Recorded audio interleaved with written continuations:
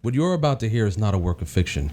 It is presented here on this platform almost completely unedited to preserve its authenticity.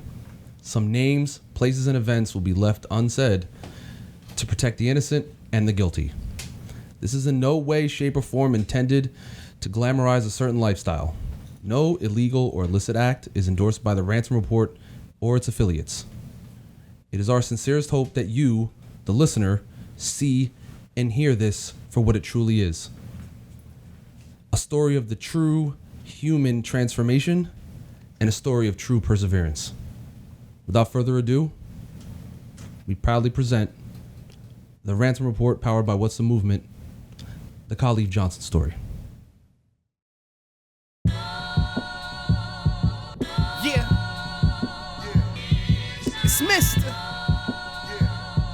You know you gotta tune in, right? Hey, we just soldiers on a mission. Turn the volume up, tune in to the vision. Spitting every episode, ain't no skipping. Put your mans on, he ain't hear it, then he tripping. And you know you gotta listen to the Ransom Report. Hey, it's the Ransom Report. Said you know you gotta listen to the Ransom Report. It's the Ransom Report. Now what you thought? Sheik? Good evening. Up, good evening, my G. What's good? How you feeling? I'm feeling good. Likewise. You looking good, sir. You decked out like Thanksgiving spread. I was about to say I try, but I really don't.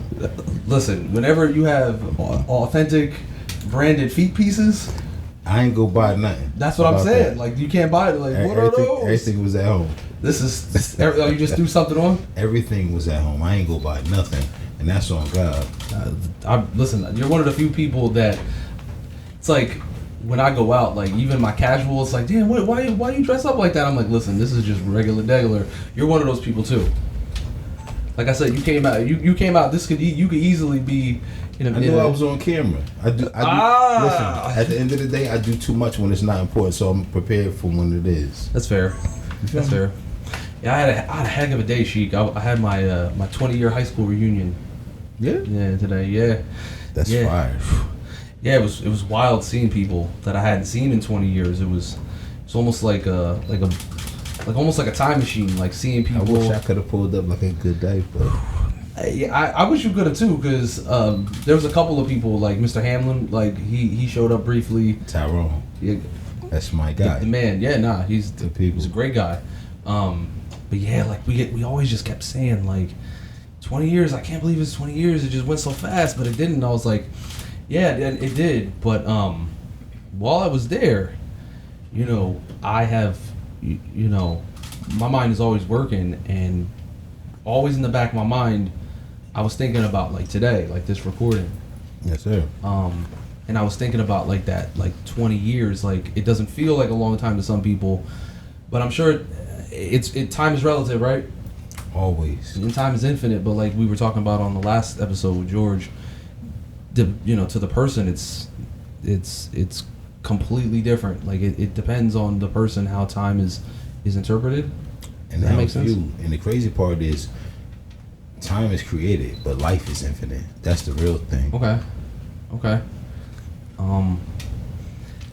This is a very special Ransom Report episode. I'll break the fourth wall. This is something that I think I've been thinking about, like my journalistic words to like say. And I don't want to use like some overblown like this is extraordinary. This is a when you meet somebody that changes you in a certain way and changes your perspective on things, I guess like powerful is the right word. And today we're sitting down with someone who, the first time I got a chance to speak to him, he kind of changed my life and changed my perspective on many things. Blew away certain misconceptions I had, and not like out of like just ignorance, just out of common misconceptions that someone might have, like not being, immersed in a lifestyle or like initiated into certain things. I had no clue, but Yeah, we're here. Like, Sheik. Well, look, this is how I view it. It's very different when you're sitting in a cipher or a setting with a reality that's other than yours. That's how I view it. They don't call him the best cover man in the business for nothing, folks. Thank you for that. As always, thank you for helping me find the words. Let's welcome back to the show, Khalif Johnson. Khalif? Yes. Thank you for having me. You're welcome. Thank you for joining the Sheik and I. Yeah. And on behalf of the Sheik and I, peace and blessings be unto you, sir. Thank you. Yeah. Thank you. Welcome home. Thank you on that one too. Yeah, I'm welcome. glad to be home. I'm certainly sure you are. How long have you been back in the world, so to speak? 9 months. About 9 months? 9 months. What was the date of your release? September 25th, 2023. Okay. How long were you incarcerated? 21 and a half years. And what was the charge? Or what did you ultimately do that 21 years and a half for? I wound up taking someone's life, murder and attempted murder. Okay. Also. Okay. I think it's important in this situation to start at the beginning with someone like you. And I don't mean someone like you, I mean someone that has lived a life like yours. Yeah.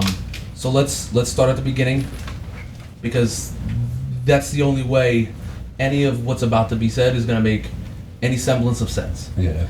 And just like he said, like, things are relative. Like, I'm sure the truth, and I'm sure right and wrong is relative to everyone, but I've been struggling in the last couple of days to figure out, like, how to frame this. I've been struggling to say, like, what was right and what was wrong about all of the things that your life entails. I kind of struggled with it. Yeah. Because again, like he said, like, it's different from, you're in a cipher with someone or in a conversation with someone whose life and their times are alien to you and different from you.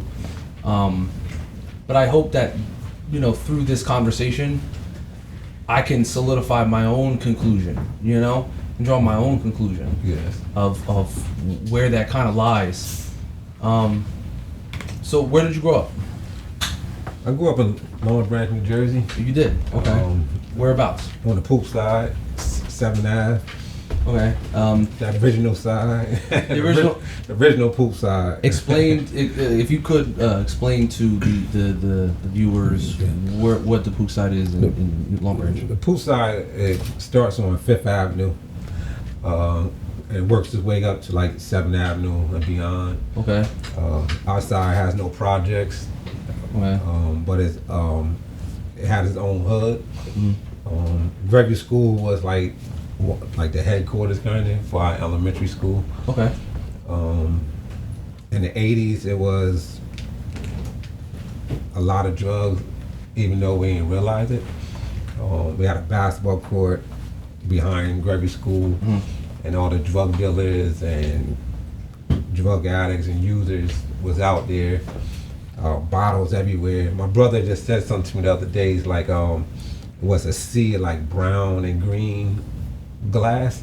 Really? Back in the day, like the beer bottles came in brown and green. So, and the concrete wasn't concrete. If you fell, you're gonna get up with a scar. Automatically. It was more like blacktop. It's blacktop, like broken. Broken blacktop, and Facts. the only smooth part was the basketball court and with the chain. The chain nets. Yeah. Chain nets. The chain yes. nets. Or no nets at all. Yeah. Yeah. Personally, I love chain nets. I love the noise that I love the noise that makes. Yeah. I cut my hand up a couple times. Okay. Trying to reach it. Trying to reach. So growing up during that time, grew up with mother and father. Yes. Okay. 2-parent household. Not the whole time. In the beginning. In the beginning, okay. Yeah. Tell us a little bit about your dad. My father was an excellent man. Like purity, excellent, great individual, great father. great leader, great individual. He means the world to me. Good. And can I say this? Your father is an excellent man because he's still here. Yeah, he is. Yeah, he is. Yes, he is. He's still here, and he's still producing excellency in his world. He's still producing fruit, even at his age, with his conditions. He still produces fruit. His mind is sharp, even sharper than ever to me. Facts. I gain wisdom from him all the time, and I'll continue drink from his well. Okay. Yeah. You have, from the way you reacted, sounds like you have some dealings with some relationship with his father. Well, absolutely. I definitely have relationships with their whole entire family. Yeah. I went to school with his brother. I graduated with his brother. His sister was like a year or two ahead of me, and I know him very well as well. You know, but I spent a lot of time with his father. You know, socially as a young man.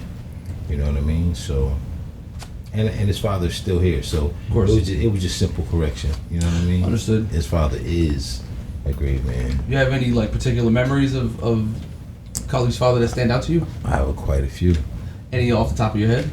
Off the top of my head, dome? just like natural, just spending time with him. When I was about 16, 17 years old, in the parking lot at McDonald's, because I mean that's where we just chose to meet at. Long Branch McDonald's. Yes, absolutely. Okay. Sitting in his car, just going through different sciences, and when I say sciences, I mean science means the study of. So we were studying, he was teaching, and I was being a student, but at the same time, I'm like, saying what I know, and he already knew it. You know what I mean? But just I was listening, and he was reflecting, and even though he was moving in a different direction, he still had a lot to offer for the direction that I was headed. You know what I'm saying? Okay. Like that's how powerful that man is. Like, I'm going this way, but I still know this, and I still teach this. You know what I mean? Mm-hmm. So, what was your dad's profession? He's a painter. Then he worked for the power company, the power lines. But it he's seems a like minister though. Okay, he's a minister. In the beginning, he's a minister of the Nation of Islam. So he went through a journey of God bodies, nation of gods and earth. Okay. So that's way before all of us is born. So this is like the 60s or something like that. So he's from New Jersey, but he got kicked out of New Jersey, so he grew up in New York. Went to prison before I was born. A lot of people don't know that. So he studied the math. Then he became a leader in that. Wound up becoming part of the Nation of Islam, became a leader in the Nation of Islam. When he got out, he was the leader of the Nation of Islam in Monmouth County, Ocean County. He ran it before I was born. Elijah Muhammad, you know Elijah Muhammad, John Muhammad. Also,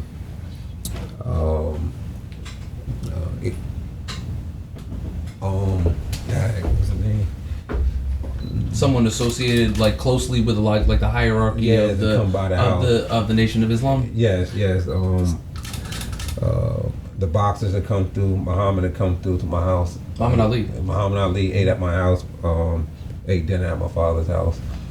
And we see my name. My name is Khalif Hassan Johnson. Okay. I actually had two last names.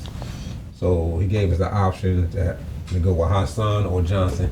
He never forced what he believed in religion, what he followed. He never forced on us. He teaches us.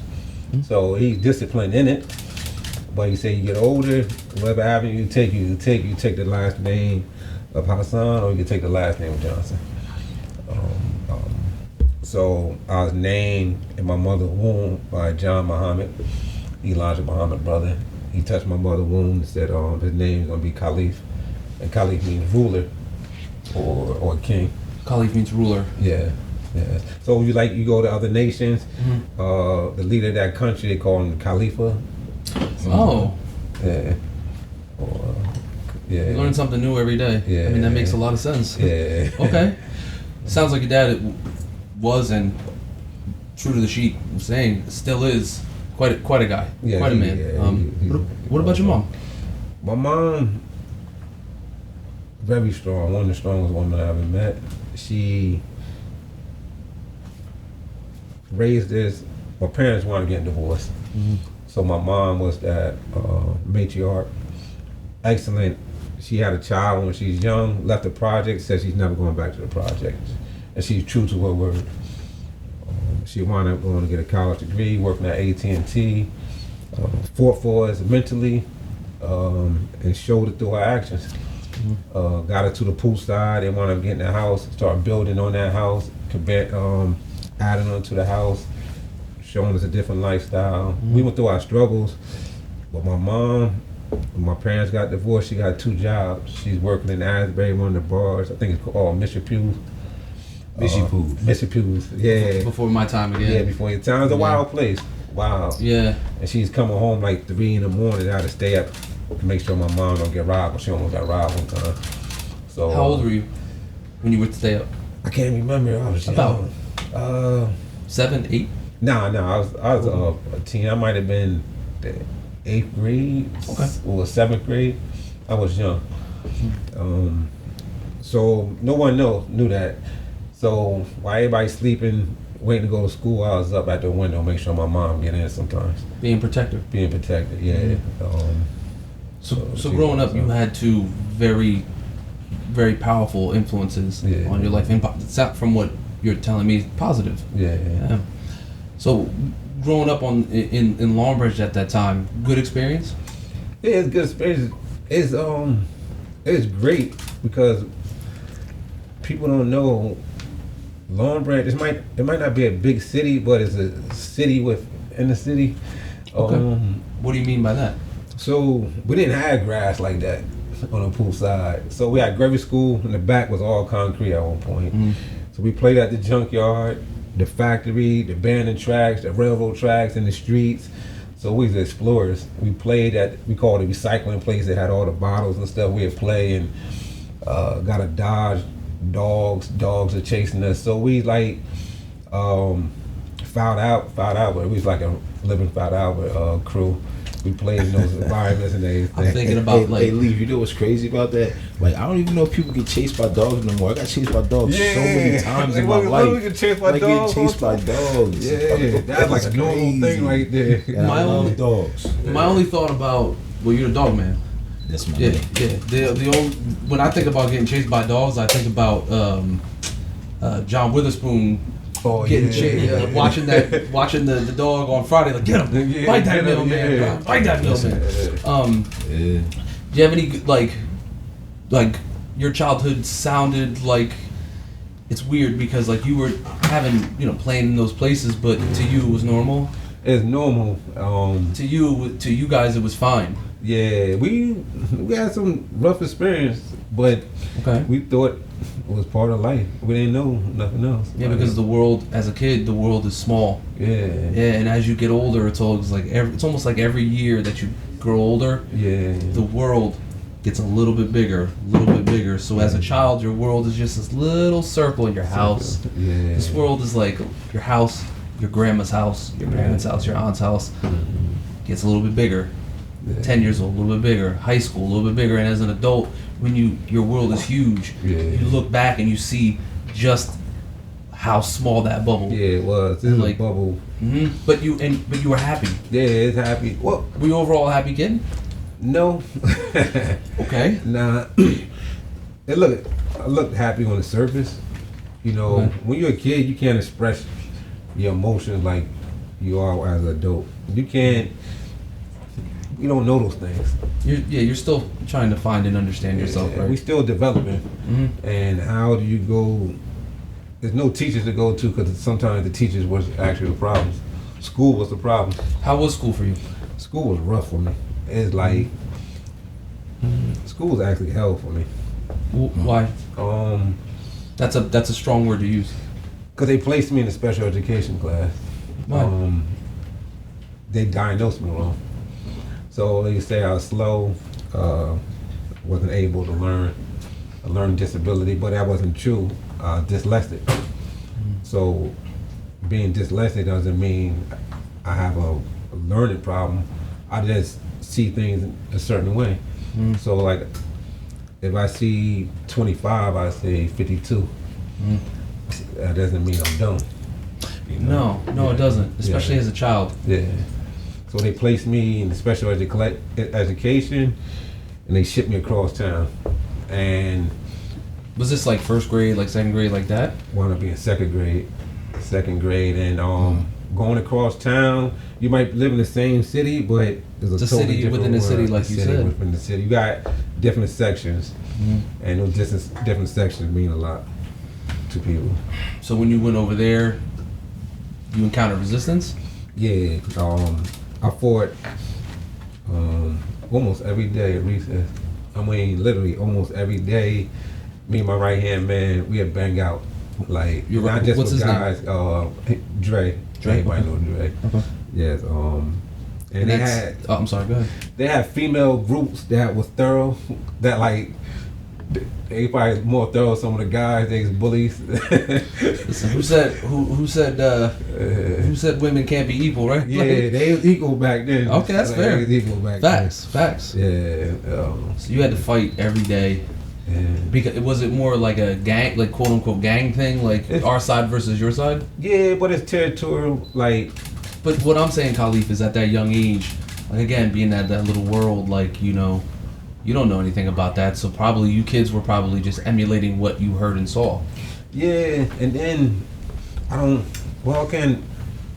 can't say. I just know if you just getting on the monkey bar, sliding board, like I don't know you. They had their groups. I don't know. You can't, like, you gotta wait in line to get on something. The guy gonna skip you. I don't know you. You know, you can't come down the sliding board. We got this area, and you getting fights. You know, if you playing somewhere, they want that area, they coming, and I'm not gonna back down. You know, so we be banging out, and then I go back into class with blood on my shirt. And the teachers didn't ask why I have blood on my shirt. So now I'm in class. How can I learn when I'm frustrated from fighting at recess and blood on my shirt? And there's no learning after that. You're in pain. Yeah, I'm in pain and like, How crazy is that you go to class with blood on your shirt and the teacher don't ask why? They don't ask why. How about that part? Yeah. And how about being that young and being confused as to why they're not asking why? Yeah. I'm just saying, not asking why in general. In school. In school, yeah. That's See, crazy. Gregory School had, people ain't know Gregory School was rough. But Gregory School had like AIDS. They had like, you wear this cop age thing. They was called safety patrol. They safety patrol. Yeah, I was on safety patrol. It was like a bright orange. Yeah. It went across your waist and across your chest, and then they had a cop badge. They had a on cop it. badge. And you had to be in 5th grade to be safety patrol. Yeah, I was on safety patrol in Anastasia school. Yeah. So, you know, yeah. Okay, I mean, listen, I never moused anybody out. But Yeah, I saw someone try to and got split up. Got Really? beat up. Yeah. I went to Gregory School. Gregory School in Lincoln was the only schools I went to as elementary. Those are two I went to Gregory School all the way up to 4th grade, and then I made a transition at 5th grade because I both the teachers in 5th grade was mean, so I found a reason to slide. You feel me? Slide, yeah. I ain't want to deal with them. Yeah, Gregory School saw it, yeah. I ended up going to Lincoln and I get Miss Roy. Oh, I think I need to Miss talk Roy about. used to be like, yo, get out of that deep, dark dungeon, your syndrome, you're low down. She used to tell us we was low down. Like, That's she was crazy, something like yo. that. Wow. Yeah, and she was a black woman, but she wasn't, she was real churchy. Churchy. But she used to be on her stuff. Remember going to school. when you were going through all that like pain and frustration, was there any outlets for you or any ways for you to find some sort of release or remedy for that? It sounds like you had two very good, very people for parents. Yeah. Did you ever think of, even at that young age, approaching them, or you just tend to internalize? Internalize. I didn't know what to say. I internalized it. And then people, our culture, family got to work a lot. So I spend a lot of time with him on the weekend with my father, but you know, young age, you just kind of man up, you internalize it, and then with the stigma of what I was going through in school, so I already had this label on me, and now I'm gonna come home complaining and all this other stuff. I didn't know how to express myself then, because I kind of suppressed my intelligence. I suppressed myself. You did? Why? Because that's what school does to you. If you get labeled, you with your friends, you with your classmates, your peers, and then next thing you know, you shipped off somewhere else, and you labeled, you shipped off, say you got to go over here, you got to be with this crowd, with these guys. As a kid, that's going, all the dreams you had, all the talents you had, you're going to suppress it, because if adults are saying, yo, he's bad, or he's bad. He's a bad seed. Yeah. And I was gonna say, a lot of times, if an adult says something, as a child, you're gonna ride with it. You're gonna ride and with it. if there are adults that control the system, telling that to your parents, and your parents don't know no better, or you know, they just like, okay, he got to go here, then that's what's gonna happen. It happens to a lot of people. Not saying that his parents don't know any better, but a lot of it still happens to this day. Sure, surely does. Anytime a child is outside of the order that the system wants, because you have a system and systems have orders. So anytime you're outside of that, you something different. Yeah, and I was unique in a certain way. I'm not saying the only one had this name, but my name, a lot of people didn't have that name, Khalif Saladin Hassan. I was unique in that way. And then how my parents taught me, I saw things different. We didn't celebrate Christmas, so everybody celebrate Christmas. I speak about something else. I knew some Arabic back in the day. I knew the 5 pillars of Islam as a kid. I wake up, take my shahada, and pray and stuff like that. So I was a little different. Okay. You know, I read the book by Elijah Muhammad. I read all those things when I was little. You know, I knew what the universal flag was when I was a kid. I knew a lot of things that these teachers didn't know. And when I expressed it, I was looked down on. So, for example, I drew my Santa Claus black. And they said, why? Like, well, why not? You know, so I get questioned a little different, and I knew some things that they didn't know. I ate different. I didn't eat white bread till I got like in high school or something. I didn't eat pork back then. Okay. So our family is a lot different than a lot of people. It's like the Sheik said, like, if you're like outside of that system, you're looked upon negatively or positive, or not positively, because you're disrupting a system, and the system's already broken. My mother was a Montessori teacher for many years, and I'm sure right now, if she heard all these negative things about these teachers and what they did for you, or did to you, and didn't do for you, she's not a violent woman, but she would be very, very upset to hear all this, because just like not all, like, it's like, oh, all teachers are bad, no, it's the person, not what they're teaching. It's the person, almost like the term power corrupts those who are not equipped to handle it.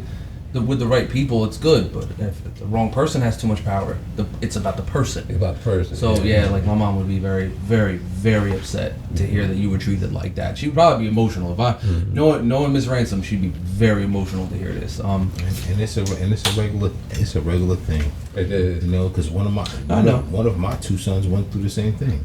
My son's name is I God You Allah. That's his name on his birth certificate. And my son never celebrated Christmas. From the time I became an adult, my son never had no Christmas tree in his house. My son never had an Easter egg hunt. My son never did none of that. You know what I'm saying? So he went through different degrees. I mean, it was a different time. Yeah. Because you're a little older than him, but it's still the same thing. Yeah, still. They used to be trying to rename him when he was in little class. Like they used to be calling my son IB Jesus. They tried to call him Iggy. They tried to call him all different type of things. And I used to go to the school like, nah, his name my God. Yeah. That's what his name is. Call him my God or call him Mr. Riley or don't call him. How about that? Yeah. Different doesn't mean bad. It just means exactly what the term is in the dictionary. If it was the same thing, if different was bad, it would be synonym bad. Like different, like different means different, bad good is good. It's not. They're not all mutually exclusive to each other, and nor should they be. It's crazy because everything is different. Everything's different. If your name is Kenny and my name is John, it's different. Listen, if you're Kenneth and I'm Kenny, it's different. Yeah, it's different. You know? Yeah. Okay, so your parents, you mentioned your parents divorced. Yeah. And you said you were, in your early teens or somewhere around Yeah, I was there. in middle school. Okay. My parents divorced when I was 10 and my sister was about 7. It had a profound impact on my sister and myself. And it manifested itself differently. And it did. Some of it was right away, and some of it was later on. How did your parents divorcing affect you? Everything. Okay. I would never got incarcerated if my parents didn't divorce. That's what I believe. I never got What incarcerated. hindsight being 2020? What leads you to say that? Because that guidance, that two parents in the house, not just discipline. You got double wisdom. You got wisdom from a male. You got a wisdom from a female. Okay. You take both of those wisdom and combine them, you become a genius with it. So one absent, you missing a part of the world.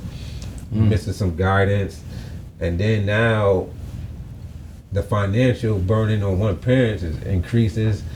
Is less food. Like I found out when I got older, my mom just like, you can eat cereal, you can have some oatmeal tonight, and we're like, yeah, we got it. And found out later on, she said she used to do that because we had no meat in the house. I'm like, oh damn, I ain't never think of that one. Well, it's like I was saying, when you're a kid, that the world is so small, Yeah. and you don't see things for what they really are until you become older. And there you are seeing things vividly. So, was your dad still around after they split up? He's around, but like when you get older, I didn't understand the wisdom back then. The trauma of people when they get divorced. So my father has a household, a home that he helped build, wife, kids, and one day you don't have that. So he leaves his home and he's in a rooming house. He's renting a room. And I didn't understand the mental stress he's going through. And you kind of blame them, you get mad at them. But now that I'm older and I have my issues also, like, damn, that man's going through a lot. And now he has to not just provide for his family, he has to provide for himself also. He has to start all over. Imagine a man that built his way all the way up and go all the way back down. And then I remember I had to go visit him at my grandmother's place, and he living in the basement. So he had to go back on his own journey and travel back up. So he didn't live in Monmouth County no more. So, and then I was going through my issues, and I started hitting the streets hard. That's what it was, and I was already going through some things with school. Yeah, like you were telling us. Yeah. So that happens during high school. Did you have any other guidance? In the absence of your father, it's tough. It's tough. Trust me, I understand. My dad, obviously two completely different people, but I know what you mean. Your dad has a huge house and being the head of the household to go and visit him in one room. Yeah. Trust me, believe you me, I know that. Mm-hmm. And being we eat macaroni and cheese and hot dogs, every night, and it's delicious. But when your world is so small in a bubble, you don't realize that at that time that's all you guys could afford. But it didn't take away from the fact that you thought that this was the best thing in the world. But again, you didn't know the struggle that man was going through. Yeah, what he was going through. And so he was dealing with his own things and stuff. So you turned to the streets. Yeah. Okay, was that in high school? Kind of middle school. Okay. It's not like I turn to it. Okay. It just that was what was available. I mean, outside was outside, right? Yeah. Okay. And then, like I said, they placed me in special education, and my learning abilities, it did decrease. It went down. Okay. I didn't care about school. Who's gonna care about school? You fighting all the time. You hiding where you at. It's not like I'm going around and proud what type of class I'm in. Right. So I'm moving a little different than anybody. You know, I didn't like school. I didn't like me at times. So I thought I was a ugly dude and all that. You didn't like you. Yeah, that's what happens. You're not gonna like you in those type of classes, and you beefing with your own class with your other students because everyone going through hell. Everybody in depression. So you beefing with your own classmates. Everyone is dealing with mental health issues, but there's no help for the mental health. And we didn't know what the hell that was back course. then. Yeah. You know, we didn't know what we was going through. Mhm. Yeah. Did you play sports? Yeah. Okay. Yeah. You played for Long Branch High School. I'm going to assume. Yeah. Okay. Yeah. All right. Football was my thing. Football. That was your thing. Yeah. Offense or defense? Both. But I love defense. Okay. Yeah, I love that defense. I love defense. Yeah, that defense is something special right there. Okay. Yeah. What position did you play?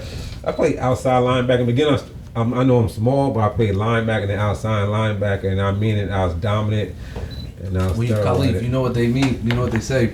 It ain't the size of the dog in the fight. It's the Yeah. size of the fight in the dog. Yeah, but yeah. So you know you could have that dog in you and just knock somebody off their pivot. That's what it was. I had that dog with me. Okay, so yeah, you were you? It seems like you were a protector. Were you like were you a leader and a protector on the team? Or Yeah, you were but I just was a alone? quiet leader. I didn't speak much. I spoke with action, You led by example. and I kind of took out some things in practice. I let people know, like just through where I hit.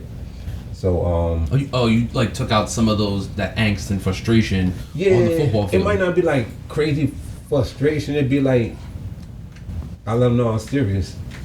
So it's only one person on the team I wouldn't hit hard at all. It's Mark Dennis. But Mark, no, I could have took Mark's head off at any moment. Okay. At any moment, and I just spare him. It was all just the like time. real recognized real type of thing. Nah, that's my boy. Plus, he's the quarterback. Then Mark, Oh, that's yeah. my people. Yeah, you can't take the quarterback Yeah, out. I can't take the quarterback. What was I the came boy- close so many times, and I went up to him, and I'd be like, "Yo, you know I had you, right? Yeah, like, I could have took your head off." Yeah, So did you feel like was football cathartic for you?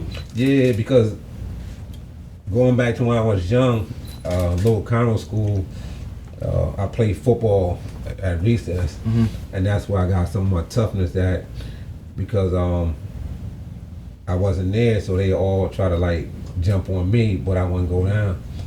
So I might have literally like 8 guys on me. I'm not going down. And the thing is, they try to lift you up and slam you down, and you're not going to do that. And I hit these guys hard, and I run fast, and I wasn't shying away from nothing. Okay. And then my on the poop side, we had a guy named Shannon, and Shannon taught us football, but he taught us the discipline of football, the intellectual part of football, each position. He made us wear cleats. We had to take tests. So I learned how to be a team player. I just didn't know. Other guys just play. Okay. I learned the organized way as a young man, and so I had a quiet leadership. And since I knew people from all over Long Branch, I played a little different than some of the guys on the pool side. So I just did everything that's a little harder on the football field. Okay. Yeah. When you were doing well out there, especially in games, was that like almost like, now I matter, now I'm important, or you didn't look at it like that? Nah, it's like I was in my own world. Really? Like even the coaches know I'll be in my own world. Sometimes I ain't have an assignment. Just play outside linebacker, and I ain't had no assignment. They let me wing it. I was a little different. So I could blitz the quarterback when I want. I could pick up the wide receiver when I want. I was just a little different. So they knew I knew the game. You got this thing called football speed. I was like, once you put those pads on me, I was faster. I hit harder. Okay. So I kind of they let me do me, kind of. Yeah. And people like Shannon, you know, that again, it was cathartic for you to be out there. You know what I mean? And you didn't know it at the time, but that was good for your mental health too. Yeah. You know, it was a release. Yeah, the release. Because you know, you're going through all these things and pressure bust pipes. Yeah. You know, and it really does, especially when you're young. It doesn't normally work out well. Yeah. You know, if there's no outlet for this, especially as a young man dealing with a lot of mental issues, like mental angst. Yeah. And you know, when you're a young man, you know, you're finding yourself, and it's hard to find yourself when you have no direction. That's true. And no one's giving you any direction. Yeah. All right, so after high school, what did you do? I wanted to continue with, I graduated. I wanted to continue with football. So even the special education class, how did that go? They just kind of They push you through. I was learning on my own. So I started taking tests for school. I wasn't working out. I could have played in college. They wanted me to. I was going to go to Monmouth University, check them out, Keene, Rutgers. Okay. So nobody knew. I went to Rutgers when I was a sophomore, and they had me up there. Before these combines they have now, I went to that when I was young. In Pennsylvania, I got invited to that. I was young. A lot of guys didn't know. And I played with some of the best guys, New Jersey, Pennsylvania. Some of them went off to the NFL. I learned from former NFL stars, and they taught me some of the game. I just didn't never say nothing to nobody. So I went to visit Rutgers, and one of the coaches that was up there wound up getting fired or went to another school. Okay. So things changed. Okay. And then I went through my senior year. I went through something. I kind of went through something. Okay. Yeah. What did you go through? I got sick. Something with my throat. I got sick. Okay. So I missed like a month of school. Oh, okay. So I kind of went through a little depression. I didn't know I was going through it, but it's my last year, and they start acting a little different. Sure. So the school, they show their true colors when it's your last year. They know you're not coming back. You can't produce a championship for them. They can't use your name no more. And they had their little select crew, and I wasn't part of that select crew because I didn't fit that mold. I didn't fit the mold because I suppressed my leadership skills a little. I was a little more quiet. Well, you had a lot of strife in your life. And you were you were a mixed up kid. Yeah. A lot of kids grow. That's a very common thing for high school, and there's nothing to be ashamed of. It's nothing. It's actually normal to kind of be, teen angst, you know. And but of course, seeing some of the things that you saw and going through what you saw, you don't fight almost every day as a child and turn out fine with no type of, mental health guidance. Like the odds are stacked against you. Okay, so you don't go away to college. What goes on? That street life. We start selling drugs, and my right hand man taught me the drug game. I was just running with him. What year did you graduate? 94. Okay, so 94. Yeah, but I was in the game before 94. Yeah. Okay. All right. So now so right after 94, 95, what happens? Selling drugs, just going hard, running around, just living that life, partying, selling drugs, girlfriends. Growing up very fast. Yeah. Then me and my man opened up a hair supply store on Broadway. I forgot about that. You forgot about it. You remember that, right? Know that. I remember the clothing store. You had a clothing store too? The hair supply started first, and then we started putting clothes in there. Like hair product supply, like hair supply, like weave. Both. So we had like the perms, the conditioners. We had all that in there. Yeah. I forgot about that. Yeah. So we was young. I was 19.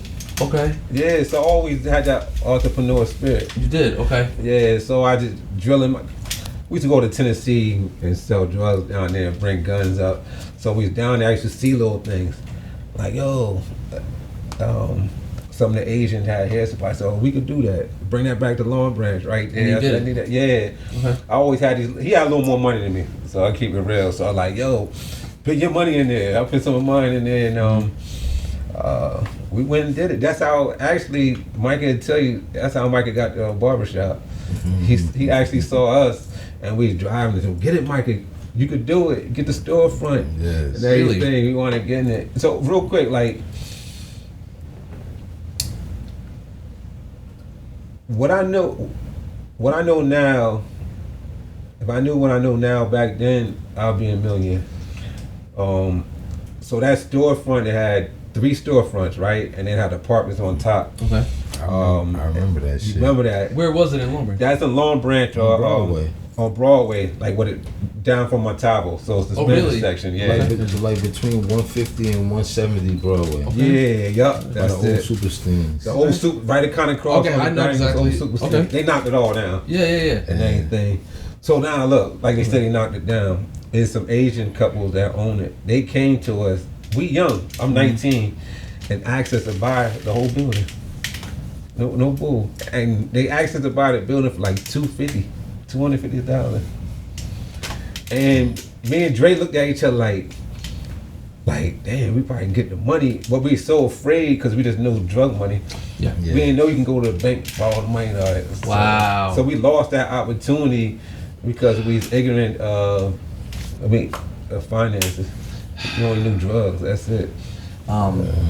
So my dad, he worked as a project manager Yeah. for HPD for many Yeah. years, and one of his claims to fame was he helped, head up the brownstone renovation in Harlem from like '89 to '91. Yeah. And he would go up and down the block to these guys and be like, "Hey, listen, these brownstones are going for cheap. You might want to buy these up." You know what I mean? And obviously he doesn't know these people, but he probably saw some of the famous hustlers. Like, this is '89.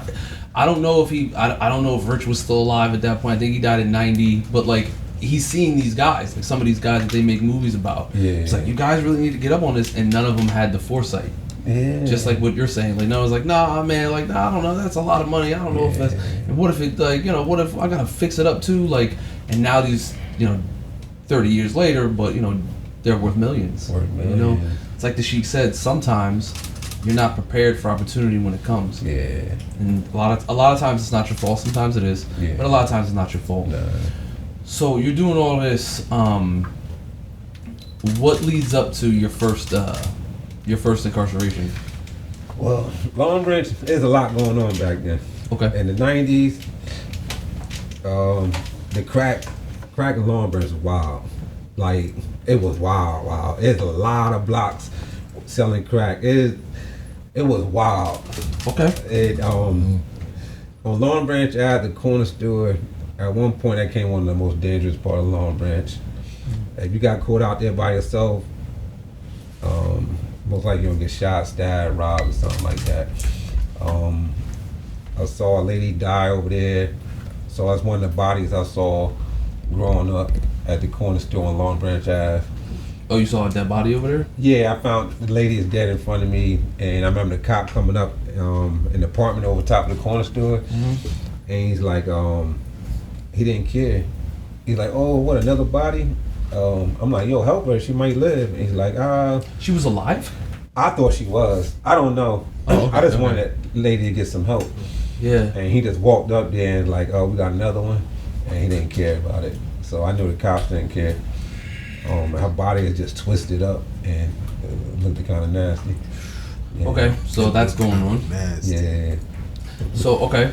So Long Branch was wild. It was shootings, robberies. And you're in the midst of all that. Yeah, but no, I wasn't running around shooting people back then and stuff. But No, but you were in the game now. yeah, I was in the game. Okay. Yeah, I got a lot of stories. People try to set me up to get robbed. This incident, something happened when I was young. It actually saved my life when I got older. It's a long story, but people was gonna set us up to rob us and kill us. They knew one of our apartments, so Okay. Yeah. Like one of it's like a stash house or kinda, something yeah. like that. All And then right. someone told the story. He told me like, "Yo, one of my people's coming to get you," and he said, "I know how you are, and it's not going to be pretty for my family." So, and so he told me, and we made it a way that we didn't get got. He was like, we put the word out there like we know. So that stopped and anything. So Long Branch was like that. It was Okay. wild. What was your mental state during that time? get money, have fun, go to the tunnel. Do Like your the thing. Tunnel. Like the tunnel, like the club, the tunnel. Yeah, it's live. It's live. I've heard a lot of stories about That's the tunnel. that's like one of the best clubs ever, yo. That tunnel. Yeah, you know what made me mad? I never got to go. You never went to the tunnel? Never. Oh, Yo, bro, man. listen.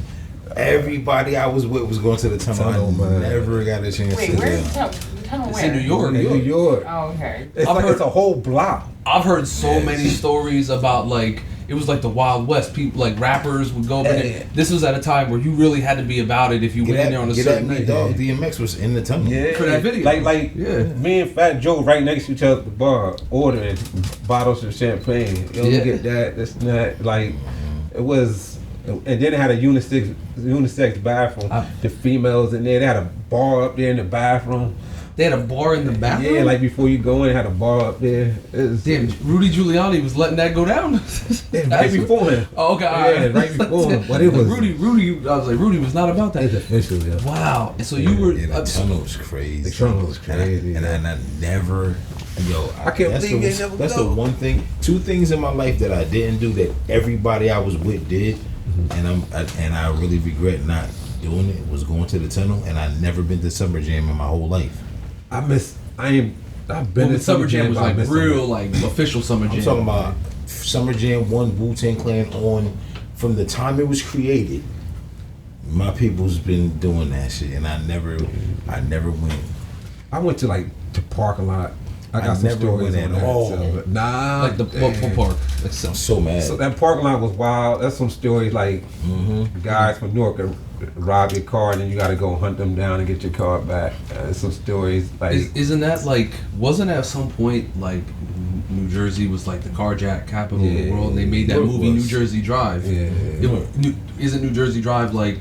It took place in Newark, right? Yeah. So that's why like I remember watching that movie as a kid, like, and again, when your bubble is so small, I was like, there's no way it could be like that. Like, as a kid, like, my dad, like, me and my sister watched, like, wild movies when we were young, like, we were watching, like, Arnold Schwarzenegger movies, like, you know what I mean? My dad was like, just, you'll be alright, like, you know what I mean? I'm here. But, like, I would watch, like, I watched New Jersey Drive, I would watch, like, Casino and Goodfellas, and I'm like, there's no way. I mean, listen, he gave me a lot of knowledge as well. Yeah. Like, as the Sheik can attest, like, gave me a lot of knowledge. But he also, when you said your dad gave you choices, like, my dad wasn't like that. He was more of a stronger personality, but he didn't force anything on my sister and I. But he was like, he liked his ideas. Yeah. But my mom was the one that was like, you know, you draw your own conclusions, and I feel like balance. And like from having two involved parents is very important. Yeah. So like when you're speaking very highly of both your parents, I'm sure they had their faults, but that's what they're supposed to be because they're human first. Then they're your parents. Yeah. You know, we attach words to things like, oh, he's the king, so we can't talk badly about him. He puts his socks on the same way you do, so it doesn't matter. So, all right, so you're in the game. Yeah. So how do we lead up to this moment in 1995? So it was a lot going on. It always had a Long Branch Asbury beef. Nobody in the whole Monmouth County didn't like Long Branch. Nobody. Okay. I feel like that's been going on off and on for many years. Yeah. Because that was even going on when I was in like high school and middle school. Yeah. It's always. It's like we had this unwritten code. Long Branch. Like we had beef. Like they born they bust me in the head tonight, and we back then in the 90s, and we went out of town, and we was at the mall, and he see me getting a beef with somebody, he gotta help me. If not, he go back to Long Branch, like It's on. it's on. They gonna be on him. So it's like this unwritten code, like Long Branch cats gotta stick together. And the females was on it too. It was like a family, but within the city, we get at each other hard. But so Long Branch, it just guys was wild, and we had this rival gang I was against. My crew was BYS. BYS. What means bust your shit. So like you get excuse my language, you get it fucked up, we gonna come bust your shit. This is You know? this is not for children. Yeah. Say whatever, even if the word is not in the Bible. Say what you want. Yeah. Please. This is open forum. So we you come- have bust your shit. Yeah, we'll come and bust your shit. And who is your biggest rival? Rockwell Posse. The Rockwell Posse. Yeah, they was wild. They had that street on Rockwell Ave, and From where? Like the senior citizens towers down? yeah, to Okay. like Central Ave, like Okay. cause they beef with Central Ave. They beef with everybody. The Rockwell just- Posse? They just Okay. they vicious, yo. Really? Hold on, you remember when Rockwell Posse? You remember when it was in the newspaper when you walked down Rockwell and they was stripping everybody that walked down Rockwell? Yeah, they stripping everybody. You walked down Rockwell. They Like, first of all, stripping their clothes? till you were naked. Yeah, they till did you it. First of all, it happened amongst themselves first. It was, it was fun. You know what I'm saying? And then they started doing it to anybody. They were stripping each other? Like if you, like motherfuckers.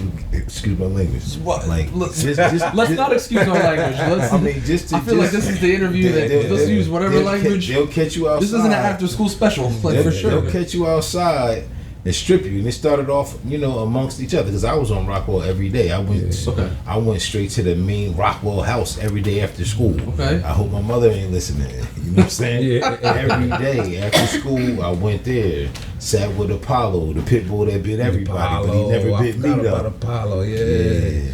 Famous Apollo. Apollo. I remember Apollo. So we had Sess. Our dog was Sess. His name was Sess? Yeah, It was a female. It was a female. A female. Sess was a female. A female. I know all the dogs. It's all the dogs. But yo, that shit made it to the newspaper. Like you would walk down that street and you would get stripped. They would just walk up to you and be like, bro, run your clothes. No, they wouldn't say run your clothes. They'll take them off They of take you. you up. And you'll be just sitting outside naked. Yeah. Then they'll give them back to you. You couldn't go down that strip. Like Okay. I talked to someone from Rockwell last week. We fly. We cool people. So we can get a little grimy with the interview. And he told me like we had a problem. I walked into McDonald's. And they had the water guns, and he hit me with the water guns. I remember the water guns. Yeah, I told him, don't hit me with that water gun. Don't spray me. He sprayed me. So, like I said, BYS, we coming. Okay. We the only ones. I give Rockwell a lot of respect. People want to step to him, but we coming. You were not worried about them? Nah, me and my boys, we coming. Yeah. So I got my brother and Dre, and like, yo, let's go over there. And we got in our mix. So he told me last week, said, thank you, Khalif. And he said, thank you for them not coming back and shooting me. Okay. He said, thank you. And I said, I want to do that. I want to do that. Like, so, because we was beefing hard. To the point of like that. Yeah, because they don't know, somebody did a drive-by on my sister because of them and everything. And I remember my sister, Sheena, ran the house screaming, like, they shot Will, and they shot Will in the face. Oh, you talking about when Will got shot on Central Avenue? Yeah, and my sister was there. And the Was bullets she? was I didn't know past that. I her. never knew that. Yeah. And she That's ran the house crazy. crying. I never knew that. Yeah. I remember when Will got shot though. Will got shot all because of Rockwell. That's Back crazy. then. Yeah. Yep. I'm out here learning right now about history. I was there. Yeah. That's crazy. And Sheena changed her life kind of like she really won't hang out that much no more. And I don't never remember Sheena ever hanging out. Yeah. I remember her from school and just smiling a lot. Yeah, smile. That's all I remember. Yeah, we keep those smiles. I know the whole family. Yeah, man, you have a great smile. Thank you. You have a great Thank smile. you. Yeah, it's very it's very like it's very positive. Some people have smiles and you can see like it's like the devil's grin, you know what I mean? Like some people be like, yeah, he got when like I we're talking and like when you're serious I can see it. But when you smile, it's very genuine. Yeah, you have an energy about you, which is such duality. When I'm hearing like you tell these stories, Yeah, I got it. like Definitely got duality. But we all do to a certain, and that's in human nature to be good and bad. But are you a good person that does bad things or a bad person that does a good person that does bad things or a bad person that does good things is a completely different matter. You know what I mean? But you're like. When you're happy, you look very happy. Thank you. Yeah, no. And on the outside of all of that, you just brought me back. Like it's crazy. I totally forgot about like Will getting shot. Like a person that never deserved it. Just never ain't outside. He a reverend now. But he always been that person. I remember when he got shot. I was like, damn, somebody shot Will though. And she ain't. Was he the intended target? Nah, no. So bullets ain't got no names. It's just the frustration. I'm not getting on rock with those my peoples. They started a lot as the frustration. So they just say we shooting anybody we see. Okay, so this happens. And Rockwell didn't do the shooting. Yeah, they didn't. Somebody else did. No, I understand. No, I'm following. Yeah, I'm following. Just yeah, so people, they didn't do the shooting at all. So they was notorious. So Long Branch is just a little different. Our city, they put their hands on, they touch you, you might not make it. Okay. So a big fight broke out somewhere, and I'm not telling nobody the record. Somebody got killed from Asbury by somebody from Long Branch. Okay. So they up the stakes. So now you got murder involved. And that the dude that wound up dying, they say he's a good dude from that city. So now it's a lot going on. So I told people from Asbury I don't have nothing to do with it. You know, Long Branch is getting a little divided then. So the blocks is like a lot of more envy going on. Now, when you went to them, like whomever it was, and was like, "Yeah, that wasn't me," is it because you had a rep at that time for? Nah, you just wanted to be transparent. Well, it's more to it. I had a friend. And you just didn't want more bloodshed for not like. Nah, it wasn't that. A friend asked me to take him to Asbury. I got a good friend. Okay. That good friend helped us all, and he said, "Can you take him to Asbury? That was my family." Okay. And I risked my life and said, "I got you. I'm not afraid of no one. I got you. I ain't do nothing wrong. I got you." And I took him to Asbury before the guy died. And when he was there, I'm at their houses, some of these guys' houses, and I saw guys backed all stabbed up, guys still in their hospital gowns and Asbury still with their wounds, and you see the looks on their face hurting. And I'm amongst them. I'm putting my life on the line for another individual to take them to Asbury. And I told them, I said, if I'm here, I don't have nothing to do with it. You know, I'm not telling you who did it in Long Branch, but I don't have nothing to do with it. And I said, this is my people's, and they don't have nothing to do with it. I'm a little different now. We getting money. I got the hair supply store. You got a little bit more to lose in I your got world. more to lose. I'm not a kid no more. You know, even You're still very young. I was very young, but you grew up fast. Yeah. I'm meeting people in New York. We taking care of more business. No one's gonna mess that up for me. Okay. So I told them I had nothing to do with that. Leave me alone. Okay. And if you don't believe me, and you're not listening to my words, I'm gonna see you. Okay. Leave me the hell alone, and I'll leave you alone. All right. So what ended up happening then? They didn't leave me alone. Oh, okay. So the Holiday Jubilee is a basketball game. I'm home. My brother came back from California. He wasn't around for a while. Okay. So they went to the basketball game with a couple people from Long Branch. I went there late. Let me go check out my brother. And you can see the vibe. You can see the anger in the air. So, and there wasn't a lot of us from Long Branch. We usually go deep. So it's like, let's leave at third quarter.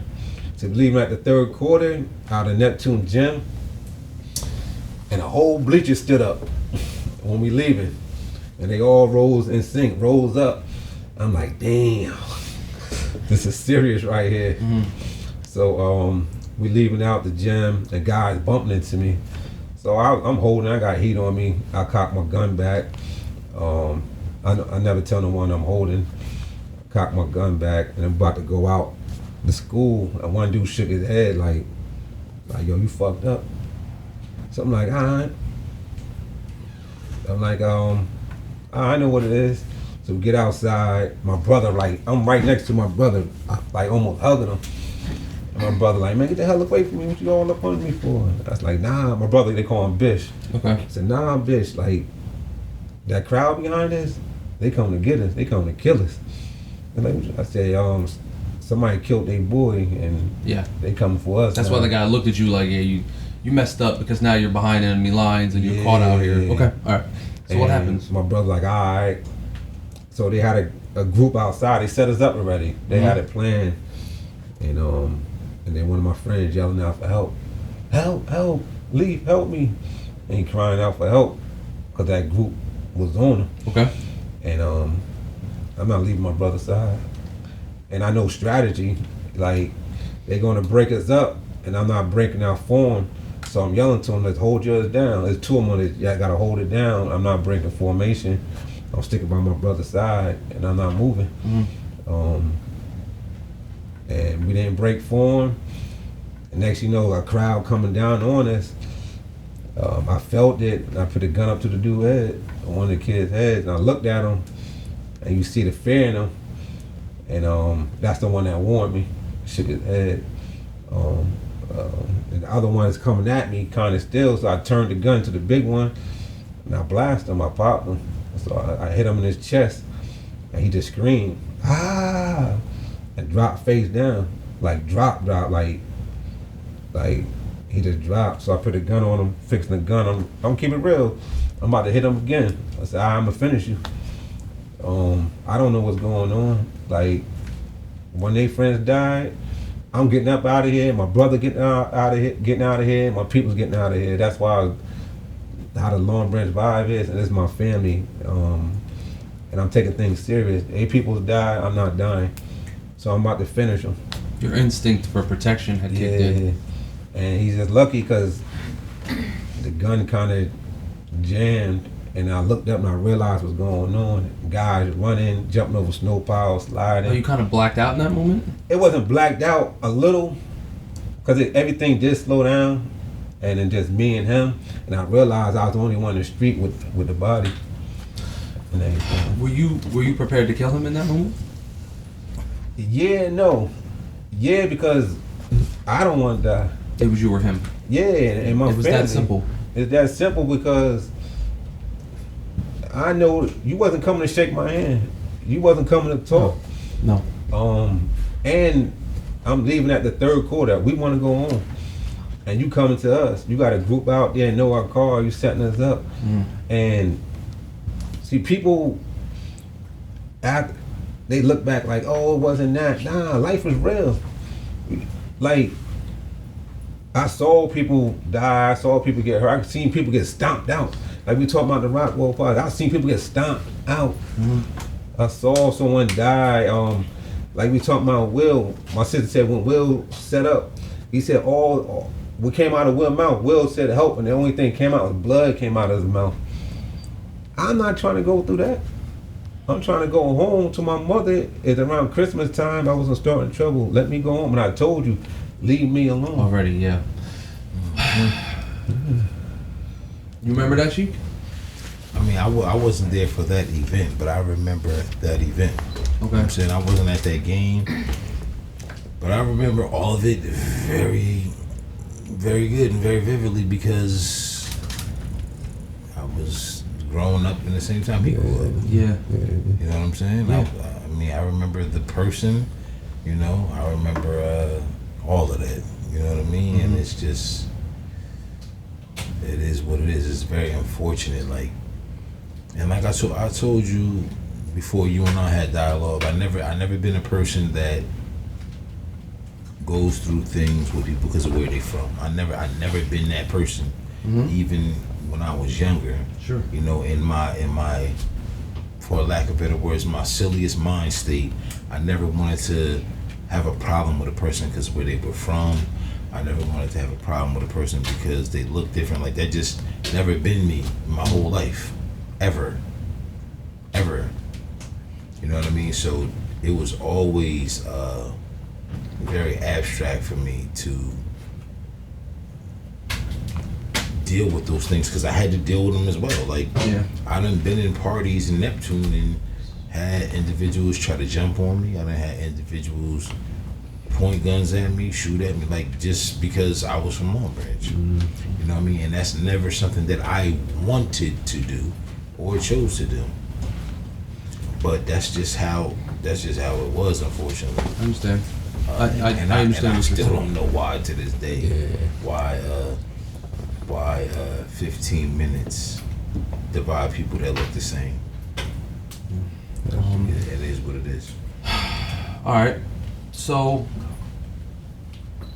get arrested for this? Yeah. Okay.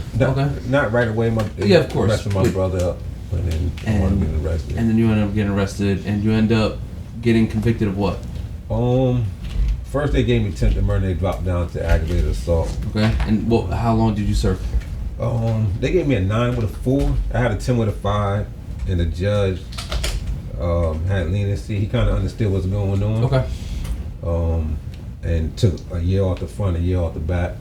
Okay. And even the prosecutor said good luck. They realized, because they made it out like I was a monster, turf wars and all this other stuff. And after a while, they knew I was just trying to make it home. Me and my brother and us were trying to make it home. Mm-hmm. How did was that when you shot this guy? Mm-hmm. Was that the first time you had shot someone? Yeah. I bust off. There's stuff going on. But this was the first time you like shot someone you like in that situation. Yeah. How did that make you feel?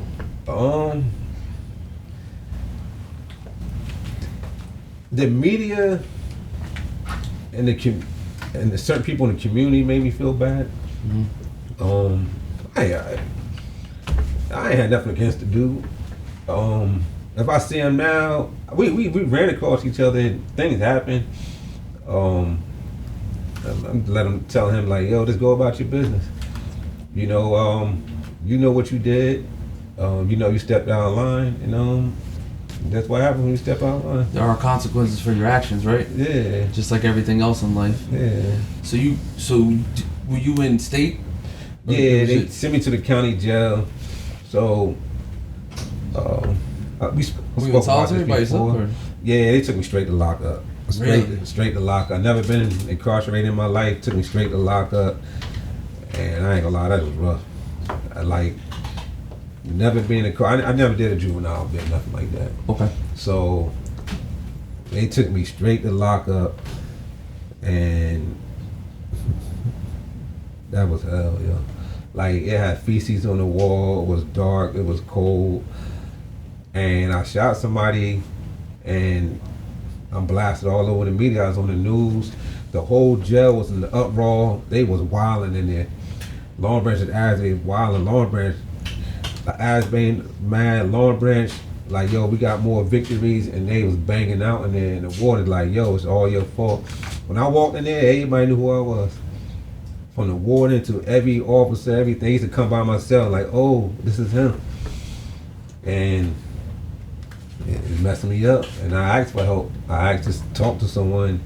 They asked him why. And I'm like, yo, like, I don't know. I need someone to talk to. I shot someone, man. Yeah. They give mental health to soldiers in war, like Iraq and Afghanistan. What'd they say?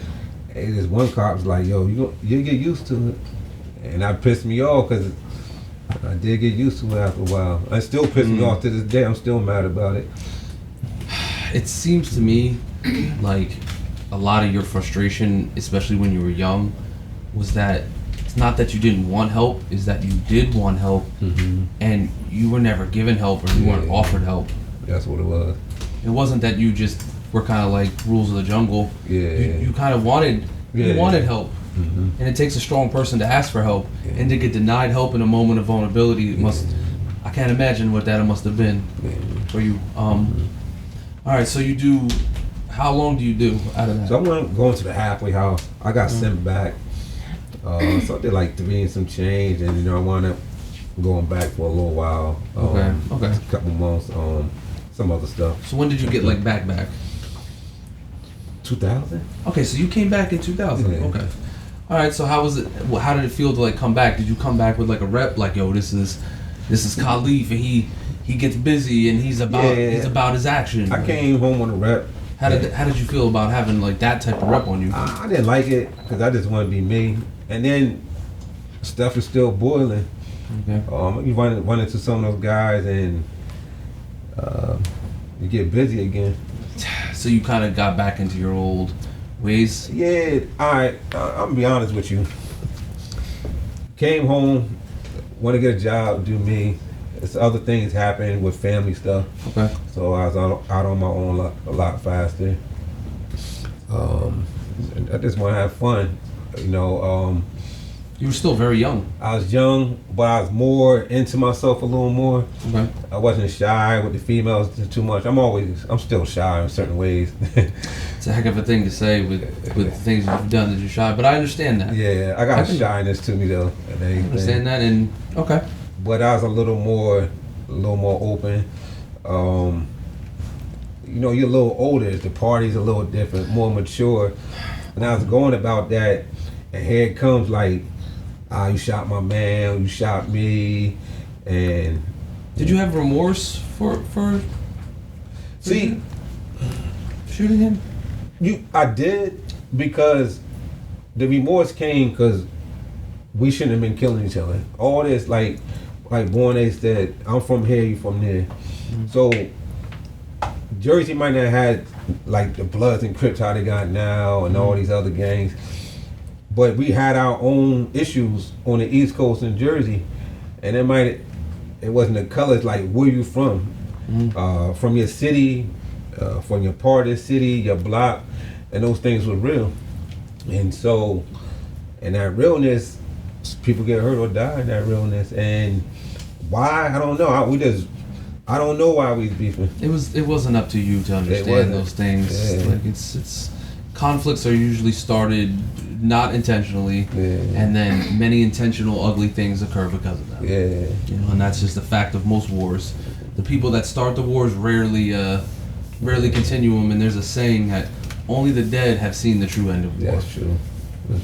All right, so you're out, and you're, you know, do you think in a way, because you said you were shy, do you feel that in a way you shooting that person and gaining this notoriety, did that kind of make you feel like a little empowered, almost like I'm not shy because of the things that I've done? Nah, I don't. See, other guys that take a shooting and stuff like that, and like I'm tough, I'm a thug now. That's some bullshit to me. I don't. That's nothing to me. So I know guys that live off that stuff. That is never me. I'm always born to tell you, I'm always quiet. I don't start with no one. I'm quiet. If you step on my shoes, I give you a pass. You step on them the second time, I give you a pass. The third time, I warn you, please don't step on my shoes. You can repeat it. You did it a couple times. Mm-hmm. And then, I'm gonna be honest, the guy, like, if he get tough, I'm gonna tell him, like, man, I don't want no trouble. Please don't get tough with me. Mm-hmm. And you get tough, I'm gonna tell him what I'm gonna do. I'm like, listen, you step on my shoes again, I'm gonna be honest with you. I'm gonna put a hole for your face, and this is what's gonna happen. But please don't do it again. I'm not being tough. Please don't do it, because I don't want to hurt you. No, I don't even mean to laugh. It's just like I know him. Okay, I get it. You know what I mean? I get it. And honestly, it sounds crazy, but I visualize him as a man of peace. That's how I know him. That's how he comes across. I know him as a man of peace, and if things get ugly, he oblige. That's how I know him. I don't know him as a troublemaker. I've never seen him start trouble. I've never seen him with a frown. I've never seen him try to provoke or invoke something in someone else. Mm-hmm. I've never seen him do anything other than love. That's what I can tell you for me. I can't tell you for somebody else, but I've never seen him be a way that I've never seen him do anything crazy unless somebody made him. That's what I can say. Okay.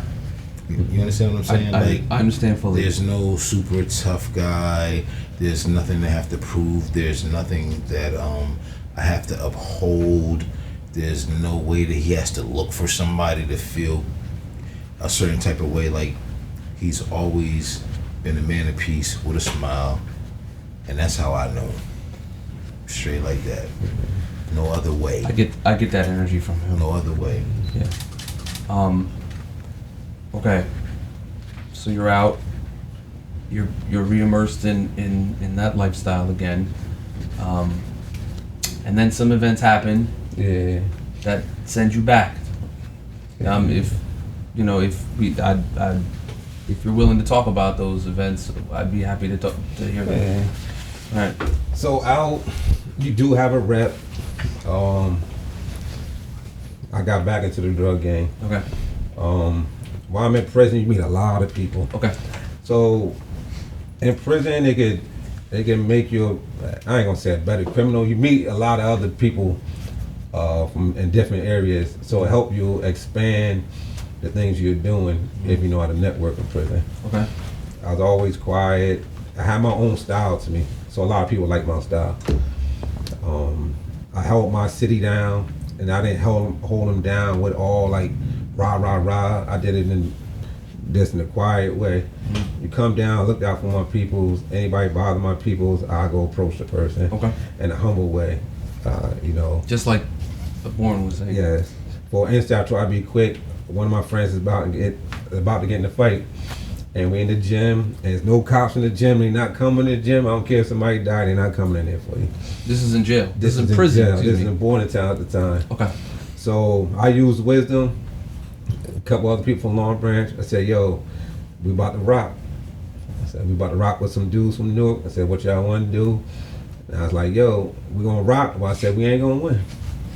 I said, "They got more numbers than us." And I said, one of the guys, the Muslim, was my dad. So I said, "We in the devil war." I said, "Yo, let's go about it this way." My friend, he animate. He disrespect me. I gotta go to medical because over the basketball game. I said, "You know what? I'll pay for your medical bill."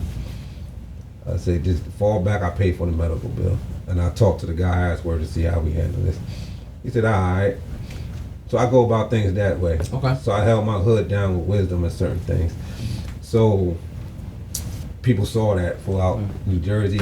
So you made some connections. Made some connections from all over New Jersey. Okay. And I was already, no one never knew. When I was younger, we had the hair supply store. Me and Dre, I used to go to Tennessee and sell drugs and bring guns back, or I go to Georgia and sell drugs. Nobody never knew I was doing that. And that's when, in the 90s, when I was like 19, 20 years old. And then no one never knew we was in New York. We just running up there and met a lot of people through the hair stuff and the clothes.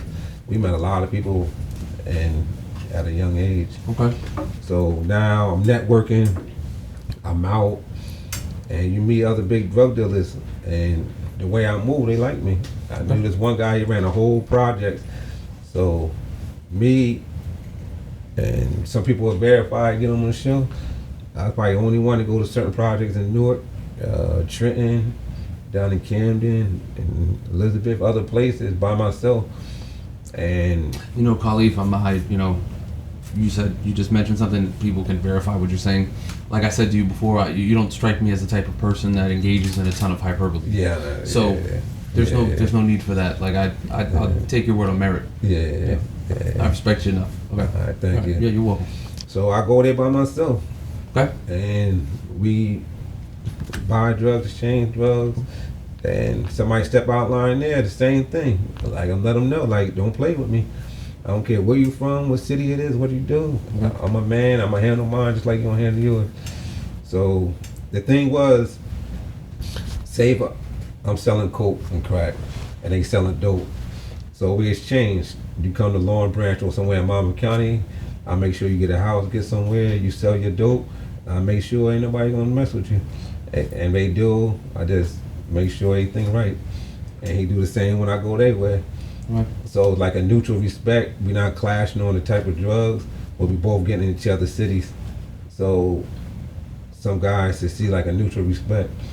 If you weren't a victim of the American social order, you would have been definitely a good businessman. Legal businessman. Legal businessman. Because you understand commerce and its product environment. Your commerce was illegal and illicit. But it's like what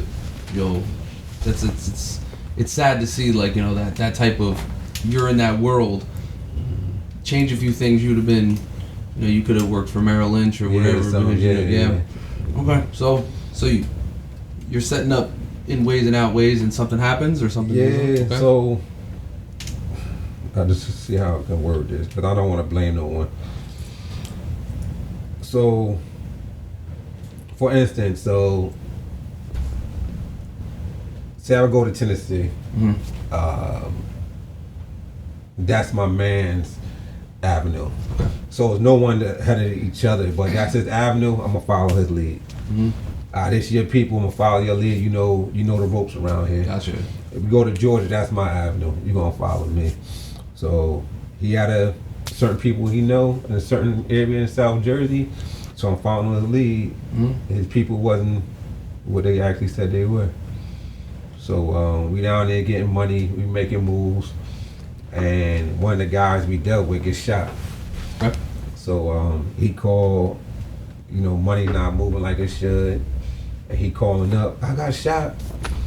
And he in the hospital was like, yo, what the fuck happened, yo? What's going on? Like,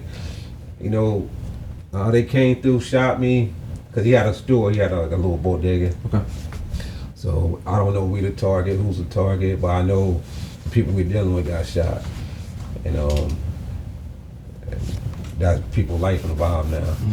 And Just like before the stakes are raised. The stakes are raised. And now I'm like, should I go down there? I might get shot. And like I said off record, we might be from a small city where we get busy. We might not be the big city where we get busy and going through a lot in prison. And I'm gonna say this. I never disrespect no women. I'm real. I don't disrespect women at all. I try not to disrespect no one. But when it comes to street dudes, at times I don't have no mercy for them. Because those street dudes are very vicious out there. They wouldn't show you the same. Nah. Some of you got some real good dudes, but I had hits put out on me. I've been set up. I've been there. And it's just a grace that I created that I'm alive. I mean, I had hits placed on me while I was incarcerated, before I was incarcerated, and I saw the ugliness. And I'm not gonna get into that story. I'm alive. Remember I talked about I went to the combine for football. I met someone there, and this guy I met there, I know it's a miracle. I met him there, and he heard about some individuals plotting to kill me. And he said, "Yo, I remember you from when we played football." Wait, so you saw a guy in prison that you had met at the combine that came to you and said, "Yo"? Well, nah, they plotting on me to kill me out here. Okay. I'll tell you some guys, some actually plotting to kill me. Okay. So and the guy that you met at the combine, you saw years later, and he's said, in the "Hey, bathroom when listen, it's happening," and he told me like, "Yo, they in there talking about killing you." And does fear go through your mind, like when you know your life is in imminent danger? I'm not talking about getting hit by a bolt of lightning, or maybe you get hit by a car, or maybe, I'm talking about your life is in imminent danger. Do you feel that fear? it wasn't. I don't say I'm not one of those that fear. It just made me angry. It wasn't fear. It made me angry because I'm like, yo. Angry for what? Because it made me angry because I'm like, yo, I spared you. I see what you're saying. So I'm like, yo, I'm going about my own business and I spared you, and you got the audacity to plot on me. Yeah. When I came home, and I could have took you out, and then some of y'all guys told on me. Okay. And you sitting there plotting, and it just made it just actually pissed me off. So I'm like, all right. Okay. So this guy, your man's people, comes to you and says, "Yo, I got shot. Help me." What happens? So we like, yo, what we gonna do? What's going on? Who's the guy? How you gonna handle it? He gonna come back and finish you off? How you gonna handle? How we gonna get the money? What's going on? So we planning it, and how it's gonna be handled, and they wasn't thorough like we thought they were. So you're planning to handle it with? Yeah, the guy. He gonna come back and finish you, or you gotta take care of him. So we talking about it, like what y'all gonna do, and they don't move right. So we like, all right, we take care of it. But so you realized that they weren't gonna be able to retaliate correctly. So you said, "I'm gonna handle it." Yeah. So me and my boys like, yo, we handle it. We gonna go down and see what's going on. For when I come down there, I make sure I don't die because you don't handle your business like the way you should. Gotcha. So if I'm down there, I'm make sure my life, our crew, like. Is it like, I hate to put it so bluntly, but it's like if you want something done right, you have to do it yourself. Yeah, it's kind of like that. Okay. But All right. you gotta come off more money and you lose. So I gain more. You gotta come off more money. You gotta give more up. Okay. So now, since you can't handle your business, we're gonna take more of your business and everything. And went down there and the guy got killed. So And you I wound up shooting the guy. took his life. Yeah. Okay. Yeah. Fair. Man. But So you ended up taking him out. yeah, and the thing was,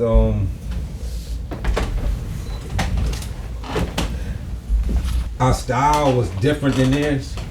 So the Different. authorities, like the homicide authorities, like, yo, the style of this, how it happened is different, because our strategies and stuff, Okay. and it's like, and it happened during the day. So It's they more like tactical? It's more tactical. So he's like, yo, and they said they went back in history, like something like this happened down there before, and they said they realized it's somebody from up north.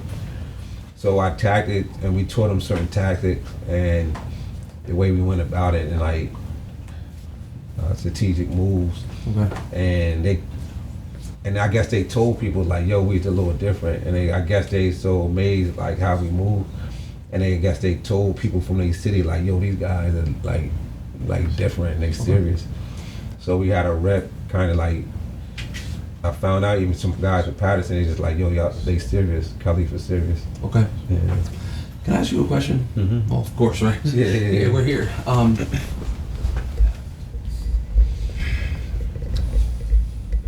How did it feel to take someone's life?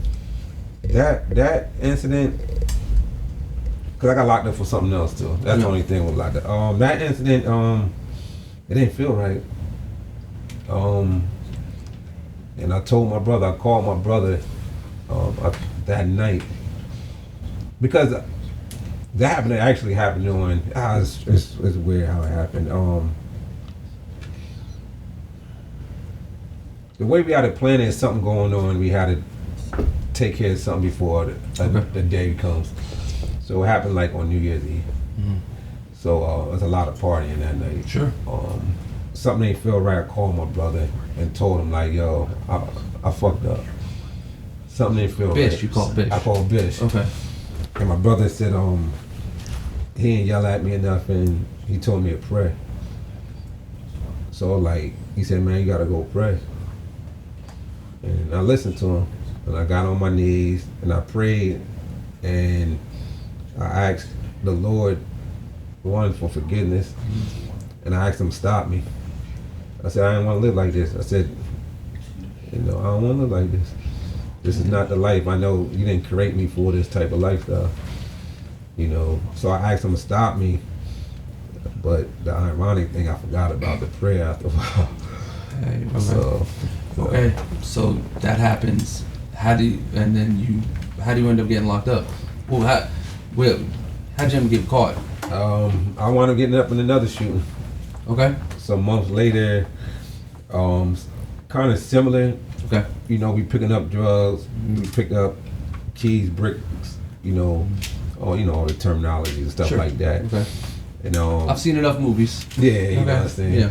So that guy getting set up, they setting him up. So people plot. So he getting set up. They see us pick up, and now I'm like, damn, like these streets. Somebody always watching. Somebody always trying to set somebody up. And like, all right, damn, like, let me get somebody else office. Okay. So similar situation happened. You prepare, and your preparation was a lot more tactical and different. Yeah. And okay. And So this tactic, after I did a thorough investigation, okay, and they had the prosecutor team out there, and they done all unmarked Suburbans, all black Suburbans, a block over. What is crazy, because I was on that block and I didn't see them. I had different radio frequencies, phones, and all that type of stuff, and I didn't pick them up. And I wound up shooting the guy, but I messed up on that. I shot the brother, and I shouldn't have shot the brother. So the actual target, I should have shot the other guy, but I shot the brother. I kind of knew what I was doing. Why did you still do it? Cause like we out here and we gotta set the mark, and it's kind of to draw him out. Okay. And then something like, yo, the brother might have something to vibe with it. But when he started reacting, I kind of knew. I was like, damn, I shouldn't have a problem. So, but the way I did it, I hit him in a way I could let him live in a way. So, but I did. So you shot him in a way that you knew probably wouldn't take his life? Yeah, in a way, like my best way I know how, kind of. But I used a powerful gun, and the gun was loud as hell. Okay. And you could hear it blocks away. And so I hit him, and it's just too loud. And then I took off, doing my maneuvers, changed all my clothes. Okay. And I had an armor-proof vest on. If I never had the armor-proof vest on, I never got locked up. That armor-proof vest, damn it, is just it's there to save my life, but it caused me to get arrested. Yeah. So why did it cause you to get arrested? I couldn't get that off, so I'm under different clothes. I'm walking past the police, stashed a gun, trying to get back to one of my vehicles, call and make my phone calls. I couldn't get off the block. A cop came up to me. Okay. And he trying to pat me down for guns, and he felt the armor-proof vest. And he's like, yo, I think I got him. And we started fighting, and then, the rest of the cops came and stuff. All right, so you're arrested, and basically they say, we got you, and you're facing... Yeah, you fighting him like, I'm like, just because I got an armor-proof vest on me, I did the shooting and all that other stuff. So it's crazy. They took me to the county jail and took me right back to solitary confinement and back into the same cell I was in when I was young for my first... Years ago. You end up in the exact same cell. Exact same cell, and it took a little minute, and I was like, damn, it's the same cell. How ironic it is. Back in the same cell, back in lockup all over again, and never hit population. And that's when the prayer I prayed to the Lord popped up back up in my mind. That's like, oh, I asked to be stopped. And just the way he did it. So it kind of blew my mind.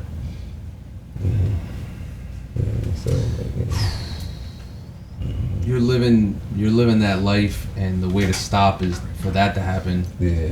I guess the term God works in mysterious ways is, I guess, a way to put it, right? Yeah. I guess. Were you frustrated, or did you understand, like, this is the life that I chose, these are the consequences that go with it? I was frustrated, but I didn't fully surrender because you fight it the best you can. Yeah, I had a sticker on me called when you have parole. So I was about to bail out. Okay. About to bail out, take care of stuff. We had a plan. I can't name no names. You were gonna get out the country? Nah. I was gonna go home. We had a method to pay somebody off, and the person is willing to get paid off. I had to get out, and before I got out, the prosecutor team came, drove me down to the facility. It's like, yo, somebody else want to talk to you, and that's when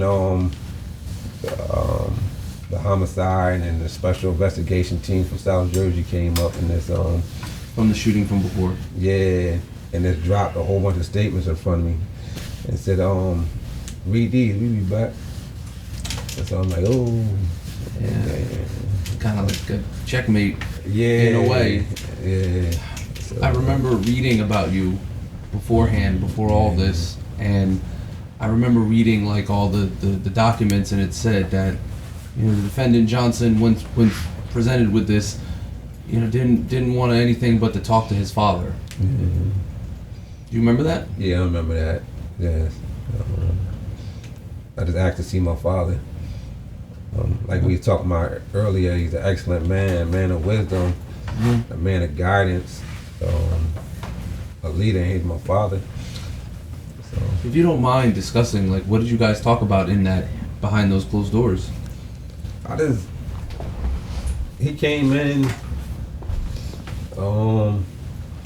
he's kind of shocked, and it's like, yo, what happened? What's going on? I try to explain to him without anyone giving up too much information. Okay. And he's like, all right, it's gonna be all right. We're gonna take care of it. And he said a prayer, gave me wisdom, and said, yo, it's time to prepare yourself. But there's other little things that, some things I remember, some things I don't.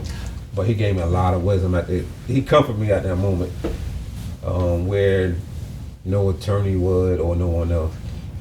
I feel like that's like a rarity for you. Like out of all these stories that you told me, like you had a lot of tough things happen and not a lot of comfort.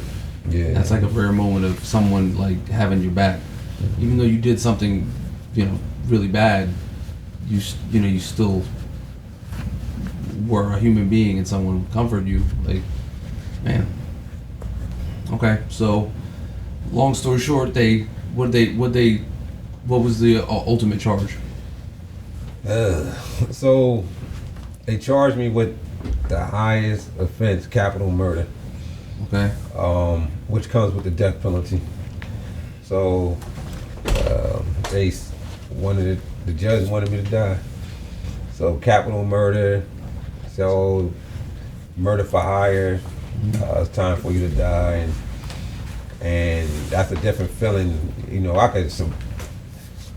People try to take me out on the streets and set me up, but when the government, like, yo, we gonna take you out, that's a whole nother fight. Yeah, because they could do it legally. They could do it legally, and they could do it with paperwork and a mental aspect, and it's different than rocking on those streets and maneuvering.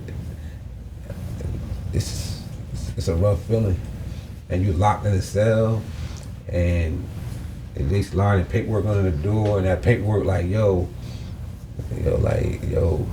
the death penalty, capital murder, and all this other stuff, like, it's a serious moment, to say the least. Yeah. So how did you end up doing 21 and a half years down from you just kept fighting it, were you fighting the death penalty the whole time and it just was, oh, okay. So you get special teams, like Rutgers University, college students that come, people that's against the death penalty. Okay. So they come and help you out, and then Gotcha. Yeah, because it's like by law you get the special help and stuff like that. Okay. So we getting it down. Then your lawyers fight certain ways. So I got it down, but I'm still facing life, facing a lot of time, and plus then I have the other case out of Asbury, the other shooting. So way back, yeah. I got double things on me. So I want to get 20 years for the shooting in Asbury. So I went down. They wanted to send me to Northern State, so I'm down there just fighting my case for years, the murder charge, and we just working there getting it down. Okay. And they want to give me 25 years for that one. And then they kind of ran it together. It's kind of difficult situation to talk about. Yeah, but it wasn't smoothly as it should have been. It's a lot to talk about. It's a lot like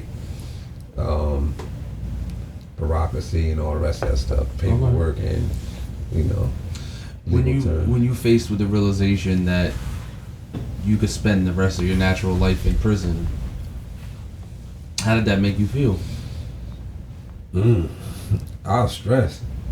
Yeah, I bet, but yeah. It was, I'll be honest, the first thing was me and the Lord, me and the Creator.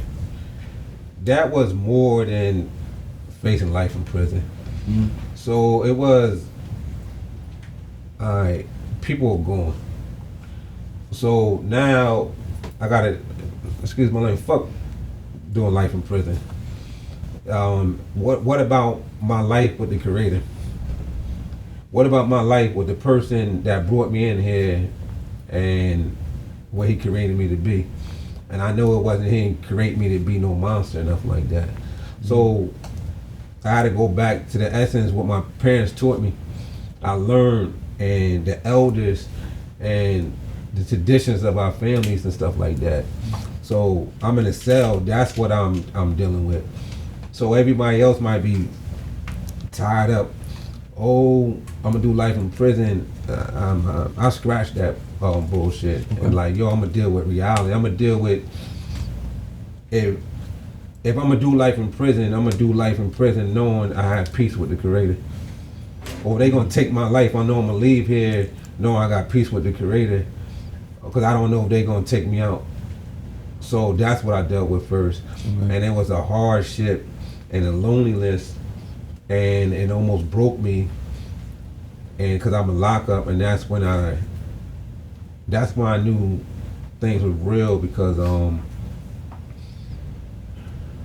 one of my lowest parts, that's when my father came.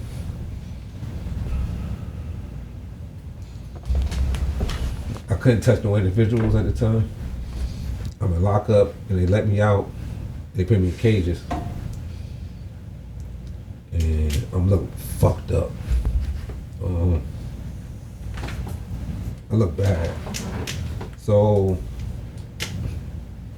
they opened my port, and my father on the unit, he's not visiting me at no window. He's on the lockup unit, and I'm like, damn, Lord, you know I need a touch right now. And they ain't supposed to open the cell, and they popped the door. The cop popped the door, and I got off my knees, and I walked out the cell and hugged my father on the unit in front of everybody. My father never cried in his life. I never seen it. I called my father that time when they threw all the statements from me, because when I did the first shooting, I saw my stepfather cry, not my father. My father cried, and we cried in each other's arms. And I apologized to him and said, I apologize for being a failure. And he said, you ain't failing me, I love you, and I'm still proud of you. This is when I knew the Creator loved me, and I followed Jesus Christ. That's why I knew He loved me, because I said, if an earthly human being, my father loved me this much, how much more the Creator loves me? And he answered my prayer, knowing I need to touch that moment. And my father is in the prison on the unit with me, and we on the unit crying together. And that's when my life changed at that moment. That's when I said, listen, I'm gonna take things serious, and I'm never gonna let nothing defeat me again for the power of the Creator. And that's why I told him, I said, listen, if I surrender my life to you, I prayed, I said, do not allow me to be deceived. And I said, I don't want to hurt another individual again. I said, give me the power not to hurt another individual. And I said, I'll surrender unto you. And I told him, everything you teach me, everything I know, my experience, I said, I'll give back and teach others.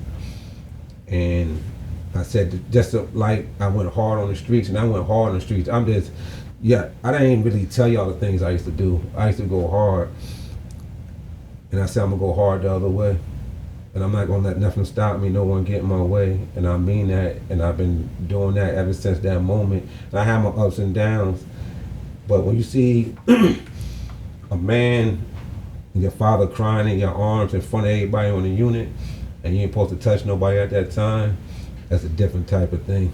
And I don't care about people staying on crying, because, excuse my language, dudes can't fuck with me anyway when it comes to that stuff. So I don't care if people see me crying and stuff like that. I know how my heart is. I know I don't care. Because every individual want love. The hardest gangsters want love. Nobody want to go through this world being lonely and nothing like that. So I wanted that love at that moment, and I felt it. So I go around sharing the best way I can. So that changed my life right there. And I'll never forget that moment. Can we get tissues and some water, please? If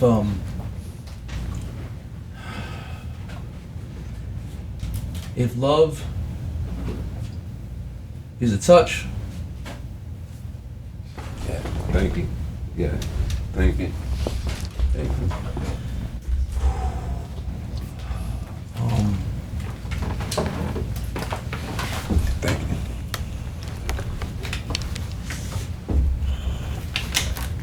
Good. Thank you. So from then on, you adopt that 2 or 3 tier system that you were talking about. You did the rest of your time wisely. Yeah. Better yourself. Yeah.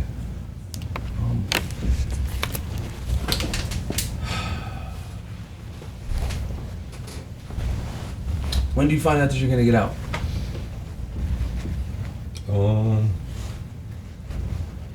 Maybe a week and a half, 2 weeks before I got out. Okay. Yeah. I found we was fighting. It wasn't a promise. I put a pill in, lost the pill, kept fighting. Then they understood they doing me dirty.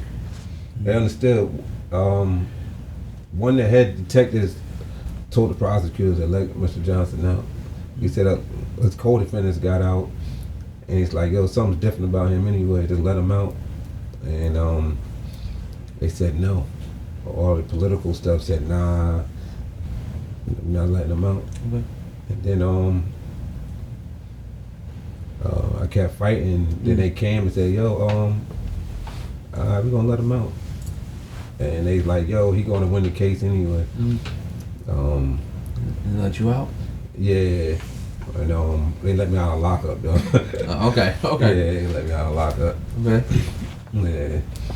So that whole time you was there, you was in lockup the whole time? Nah, I did a lot in lockup. I did maybe 2.5 years stretch, almost 3 years in lockup.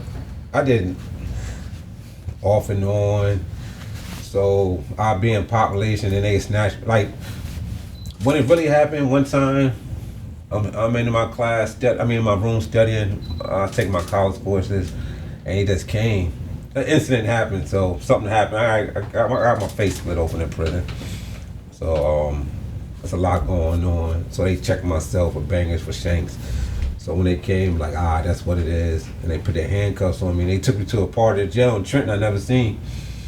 And they placed me in some cell, and that was a lot. And I slept on the floor, and the mat was a little different and didn't have plastic on it. It's like foam. I slept on the floor, the lights on all night, and flooded. So my cell you got the cell door, a gate around it, and then another gate. So I was like triple locked in, and couldn't have no contact with nobody again. Mm-hmm. And they placed my tray on the stands, and they sit there, and the officer couldn't give it to me to like a sergeant come, and that might be like an hour later. So I'll be starving and stuff like that, and that's when it really started. And then, it's more to it. I like asking what's going on. It's like the court said take you out of population and split us all up. So I was on like a special. We had organized crime, special investigation, just checking into it. And they split us up to break us on our case. And then they blamed a lot of stuff that happened in Trenton on us and certain things, the way we move. So he's like, yo, y'all started this stuff. And I'm like, I ain't starting nothing, I'm saying this me. But I guess I was the scapegoat. And he's like, yo, you never go in the population again. So I was locked down for years. And then they said, you gotta leave the state. And he said, you gotta leave the state. When you're isolated for that amount of time, how do you maintain your sanity without utterly losing it? It comes with faith. And before then, I go back to the moments with my father. Mm-hmm. And before I got there, something like the wisdom of my father and parents, he just told me, he said, yo, he said, man, like, he said, it's time to build a home in here. And he wasn't being funny. He said, yo, he just kept it real, man. He like, we like, I'm getting out. He like, man, you ain't getting out. He's saying in certain words, he said, yo, it's time to build. And he just told me about his stories. He said, yo, when I was locked up, I dominated. And my father dominates what he does. So I was like, yo, I'm going to dominate, but I'm going to go about it in a different way. I knew the physical. And I knew all the other guys knew the physical. And I said, yo, the physical is the most easiest thing to do. So I went about things in a different way. So I dealt with the spiritual first. Okay. So while everybody working out, I just stayed in the books and I just read. And I built on my spiritual. And then it came a point where you got to deal with the mental. Because the spiritual go with the mental, but it's a different aspect. So I just went mentally, not to study. And then when the time came for the physical, I knew when the physical came, I just worked hard on the physical. And I combined the three. So I believe we kind of like triune, like three, kind of. Triumvirate. Yeah, so spirit. So I believe in spirit, soul, and body. And so I try to master it or work on all three. And while everybody is just working on the physical, I was working on the other parts. And I combined it and I got around great individuals. And I was like, yo, I'm just going to study it and just combine it. So, and then I said, I got to master my place. I'm not going to let lock up and none of that destroy me. Because I seen it. I was a young guy from Trenton and he looked like he was happy. We played chess. Wake up in the morning, he killed himself. So I'm like, damn, I don't want that to happen to me. And then it's something like for my childhood. I said, I'm not gonna let. Like they said, I'm not gonna let nothing break me no more. I'm coming out that shell. I know who I am. I know I gotta live out my name. I gotta live out my name. And then my name Khalif. I'm a ruler. First, I gotta rule myself, and then rule the environment around me. And then my name, Sahaluddin, or Sahaluddin, it means a defender of the faith. So what I believe, I'm gonna start defending it, I'm gonna start acting like it. And you know, Hassan kind of got like a little bit of handsome, and so I'm gonna go about things in a handsome type style or something like that. You know, and then I started like, yo, live out your name, live out who you was made to be. And so I just started living by that aspect. Live out your name and live out your, wow. Yeah. And you ended up doing that and you applied yourself. Yeah. So they let you out after 21 and a half years. Yeah. How they just kind of just said, okay, you're good, or it was like a... Nah, they ain't prepped me. They just let me out. Said walk down there, the train station that way. I said, what parole? I said, parole that way. And just let me out the door with a bag and some information. Just After 21 years. 21 and a half years.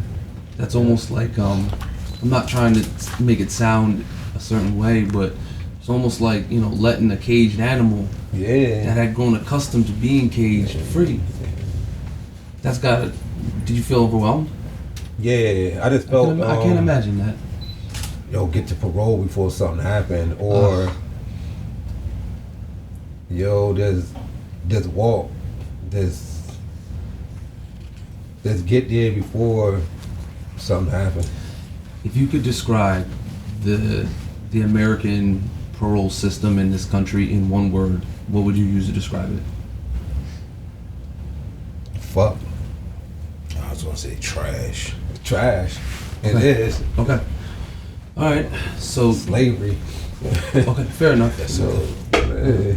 So you're out now, and you know that's where I first come into. Well, unbeknownst to me, you've known me all my life in one way or another. But that's when I first come into contact with you, when you friend requested me when you first got out, because I guess you friend requested everybody, but you recognized my last name. Yeah. Okay, so and then I was like, well, who's this guy? I was like, I don't know this guy. And I had been off Facebook for many years, just because I just didn't have it. Yeah. I had recently reactivated it, and then I was like, what is this guy? And I see you. I was like, oh, he's coming home, and I was like, oh, you know, the sheep knows you and like mutual friends, and you know, he's commenting on everything, and I'm like, I keep seeing like 2 dimes, and I'm like, I was like 20 years. I was like, because I've watched a lot of movies, so, but I was like, wait, so 21. I was like, so 21 years.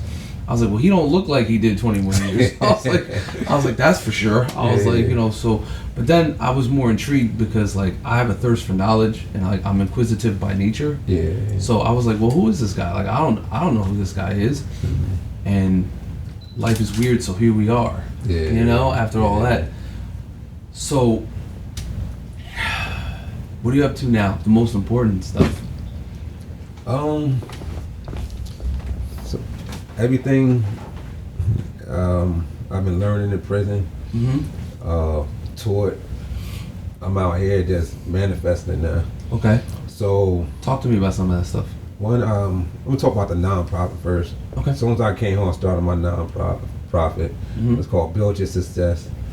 You know, BYS was short, and Very full circle, man. full circle. So instead of being bust your shit, now it's Build Your Success. It's something positive now.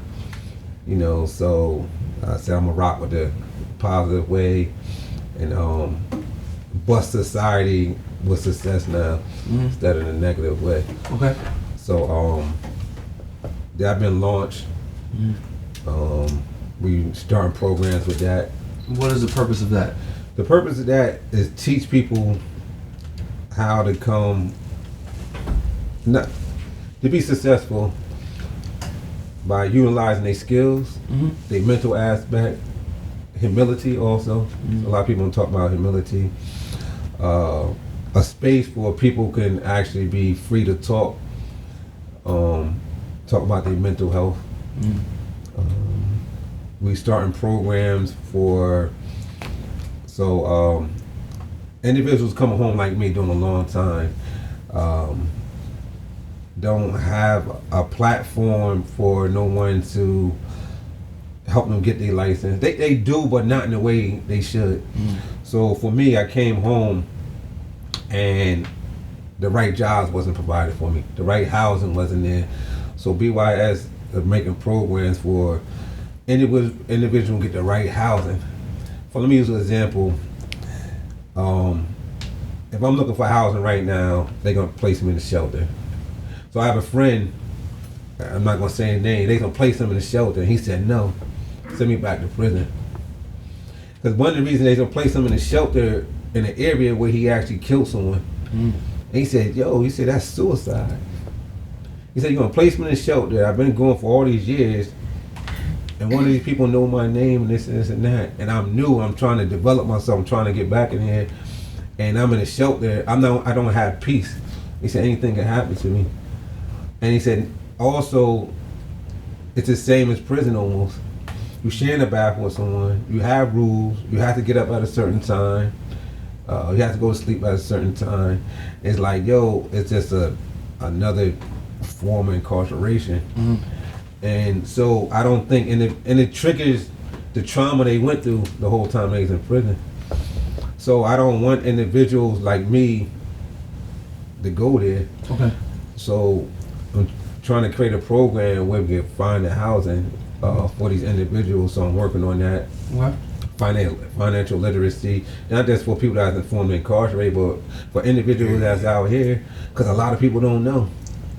They born there. He shared some knowledge with me earlier about credit cards and how to utilize and not use your own personal credit at gas stations and certain places. Because he said instead of someone stealing your own money, let them steal the credit card money. Somebody else. Like basically what I was telling him is like, as far as the nonprofit or just his personal self, like I try never to use debit cards because I experienced it one time, swiping the card, and then next thing I know, in Florida, all my money is getting spent somewhere I'm not at. Okay. Like in 2 hours, my junk's getting used like 4 times. So the number one way around that is to exercise credit cards. Because if somebody has a reader inside of a machine, or somebody got something they can zap at your phone or zap at your card, that's not your physical, tangible money. It's a credit card. So, sure. So if you have a nonprofit or you have a business, those are the cards that I try to use. Like I was explaining to the G that I have to be in a bad situation to use a debit card. You know what I mean? Because I'm going to use a credit card for everything, because not only am I going to accrue points and free things that are good for me, but if somebody intercepts it, it's not my physical, tangible money. You know what I mean? So I don't have to wait for my money to come back for 30 days. It's not my money. You work smarter, not harder. Yeah. You know. So those platforms like that. So sum it up. Build your success is to help the marginalized, reduce recidivism, help those that coming home from prison. So we're gonna form a better reentry, financial literacy, and teach people how to be successful, even though they might have went through trauma, harsh conditions. So that's what BYS is. Build your success is actually a program that's going to teach people really how to build it. Good. And not just talk it, but give them the platforms and the blueprint of how to build it. Because I'm living it myself. You are. You've accomplished a lot in 9 months. Yeah. What's the thing that changed most after 21 and a half years, like from you being away? Like, was it the phones? Was it like technology? What was the most shocking to you? People not taking advantage of their freedom, being pessimistic and not optimistic. And I'm not trying to talk bad about no one. It's like we all go through things, but there's so many opportunities out here and people don't jump on it. So my short time home, I created my own business, working with Excellence, a painting company. Okay. And I get contracts. Do I get them all? No, but I get the contracts. I employ guys, you know, and the guys know what they're doing. I pay them $200 a day or $150 a day. I went out and got a van for my company. I actually had 2 cars, and not 2 beat up cars. I had 2 cars. They might not be the top luxury car, but I had 2 cars. I rent one out. I have equipment. I go out and spend on the equipment. I bought a $1,800 paint gun. Got another gun, and you know I'm going to scale my company. So came home for my LLC quickly, the nonprofit. Open up several bank accounts. Sit down, talk to people. I just sat down with a banker this week. Matter of fact, Thursday, with Bank of America, and he's going to come join with Build Your Success, and he actually going to teach the financial literacy classes. Nice. Fire. Love that. Yes. So we building. So one thing I don't play. If I say I'm gonna do it, I'm gonna try my best, and I'm gonna try to get in a room with people. We trying to form a TV station. So we go at it. I go at it, and so that's the shocking thing is people not taking advantage of their opportunities. I got you. What was like the first thing you wanted to do when you got out? Like, was it like, I'm gonna get a cheeseburger, a real cheeseburger, I'm gonna sleep in a bed? What was the first thing you wanted to do? First thing is get busy. Okay. Get to the bank, just start these companies, get busy. I'm not saying that to be like, well, that's the first thing on my mind. Yo, let's get to it. My family's like, no, just slow down. They like, I said, slow down. And they had me incarcerated for all these years. I've been dreaming about this. That's all I want to do. You know, let's just get busy. So there's a movie called Beasts of No Nation. You familiar with it? Okay. It's about a child soldiers in Africa. And, you know, he's a kid. And he had a good life, good family, and he's forced to do things and, you know, kill and do horrible things. And in the end, they're talking to him, and like he's having trouble adjusting, and she's like, no, you know, you can talk to me, because he's hesitant. He's like, I'm afraid to tell you the things that I've done because it'll make me sad and it'll make you sad, because I feel like you'll look at me like I'm some sort of monster and I'm some sort of beast, I'm the devil. But I try to remember the good things, like I have a mom, I have a brother, and I have a sister, and they loved me. And I try to remember those things. And in that moment, it just shows you that he wasn't a bad kid that did good things. He was a good kid that did bad things. As I've talked to you and like had multiple conversations with you, I wasn't, you know, I try to draw my own conclusions. to everything. And I was like, you know, Khalif has done some terrible things. So it was right that he suffered the consequences for those actions. Definitely. But is he a bad person and is now doing good things to serve his contrition, his acts of contrition? Or was he a good person who just did bad things?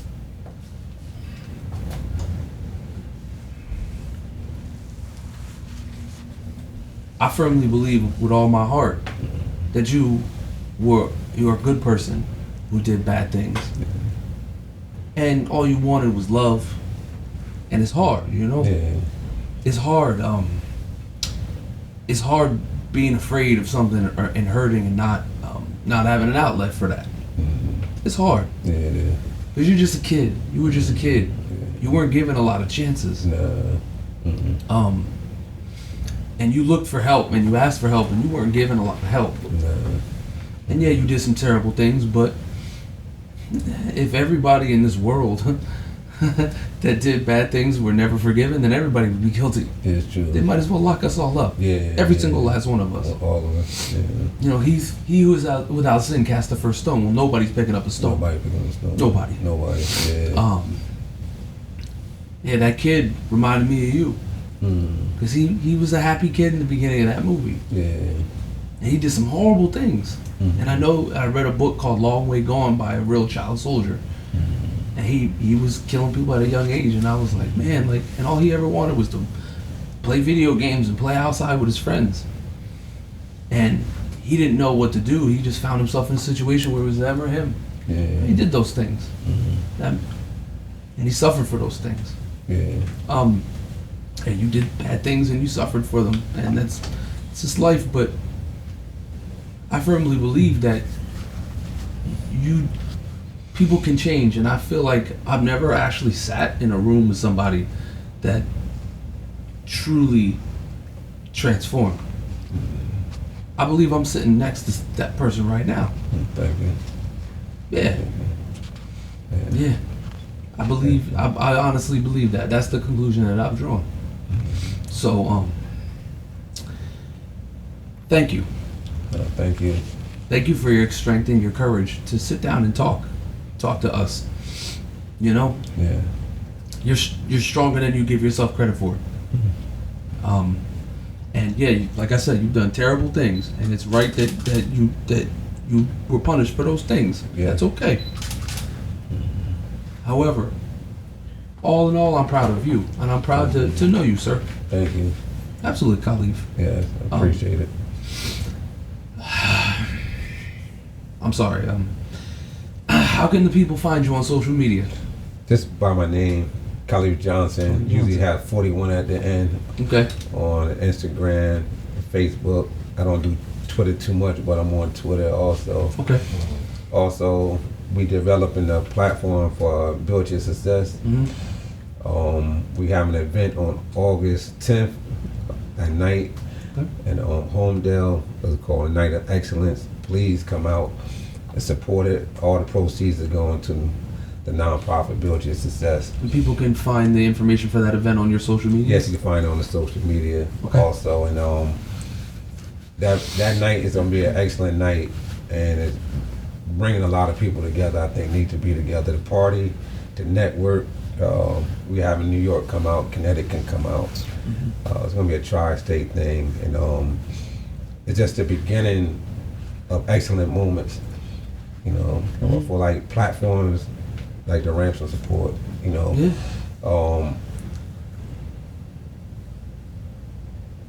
It's just the beginning of some excellent things. Good. And I love for everyone to come out and support and have fun. And so you can find me on Facebook and also Instagram at Khalif Johnson 41. Yeah.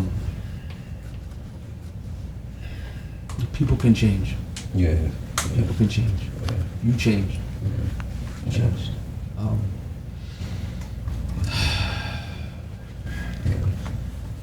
Thank you for listening to this very special edition of the Ransom Report. On behalf of the Sheik and I, We thank you, Khalif. You're welcome. And we'll support you however we can. Thank you. Thank you for taking my friend request. Thank you for friend requesting me. I like the Sheik likes to say, thank you for thinking of me. Yeah. Sheik, What up, though? what happened to peace, sir? Peace. Peace. It's always peace. This program is brought to you by the good folks at What's the Movement, LLC.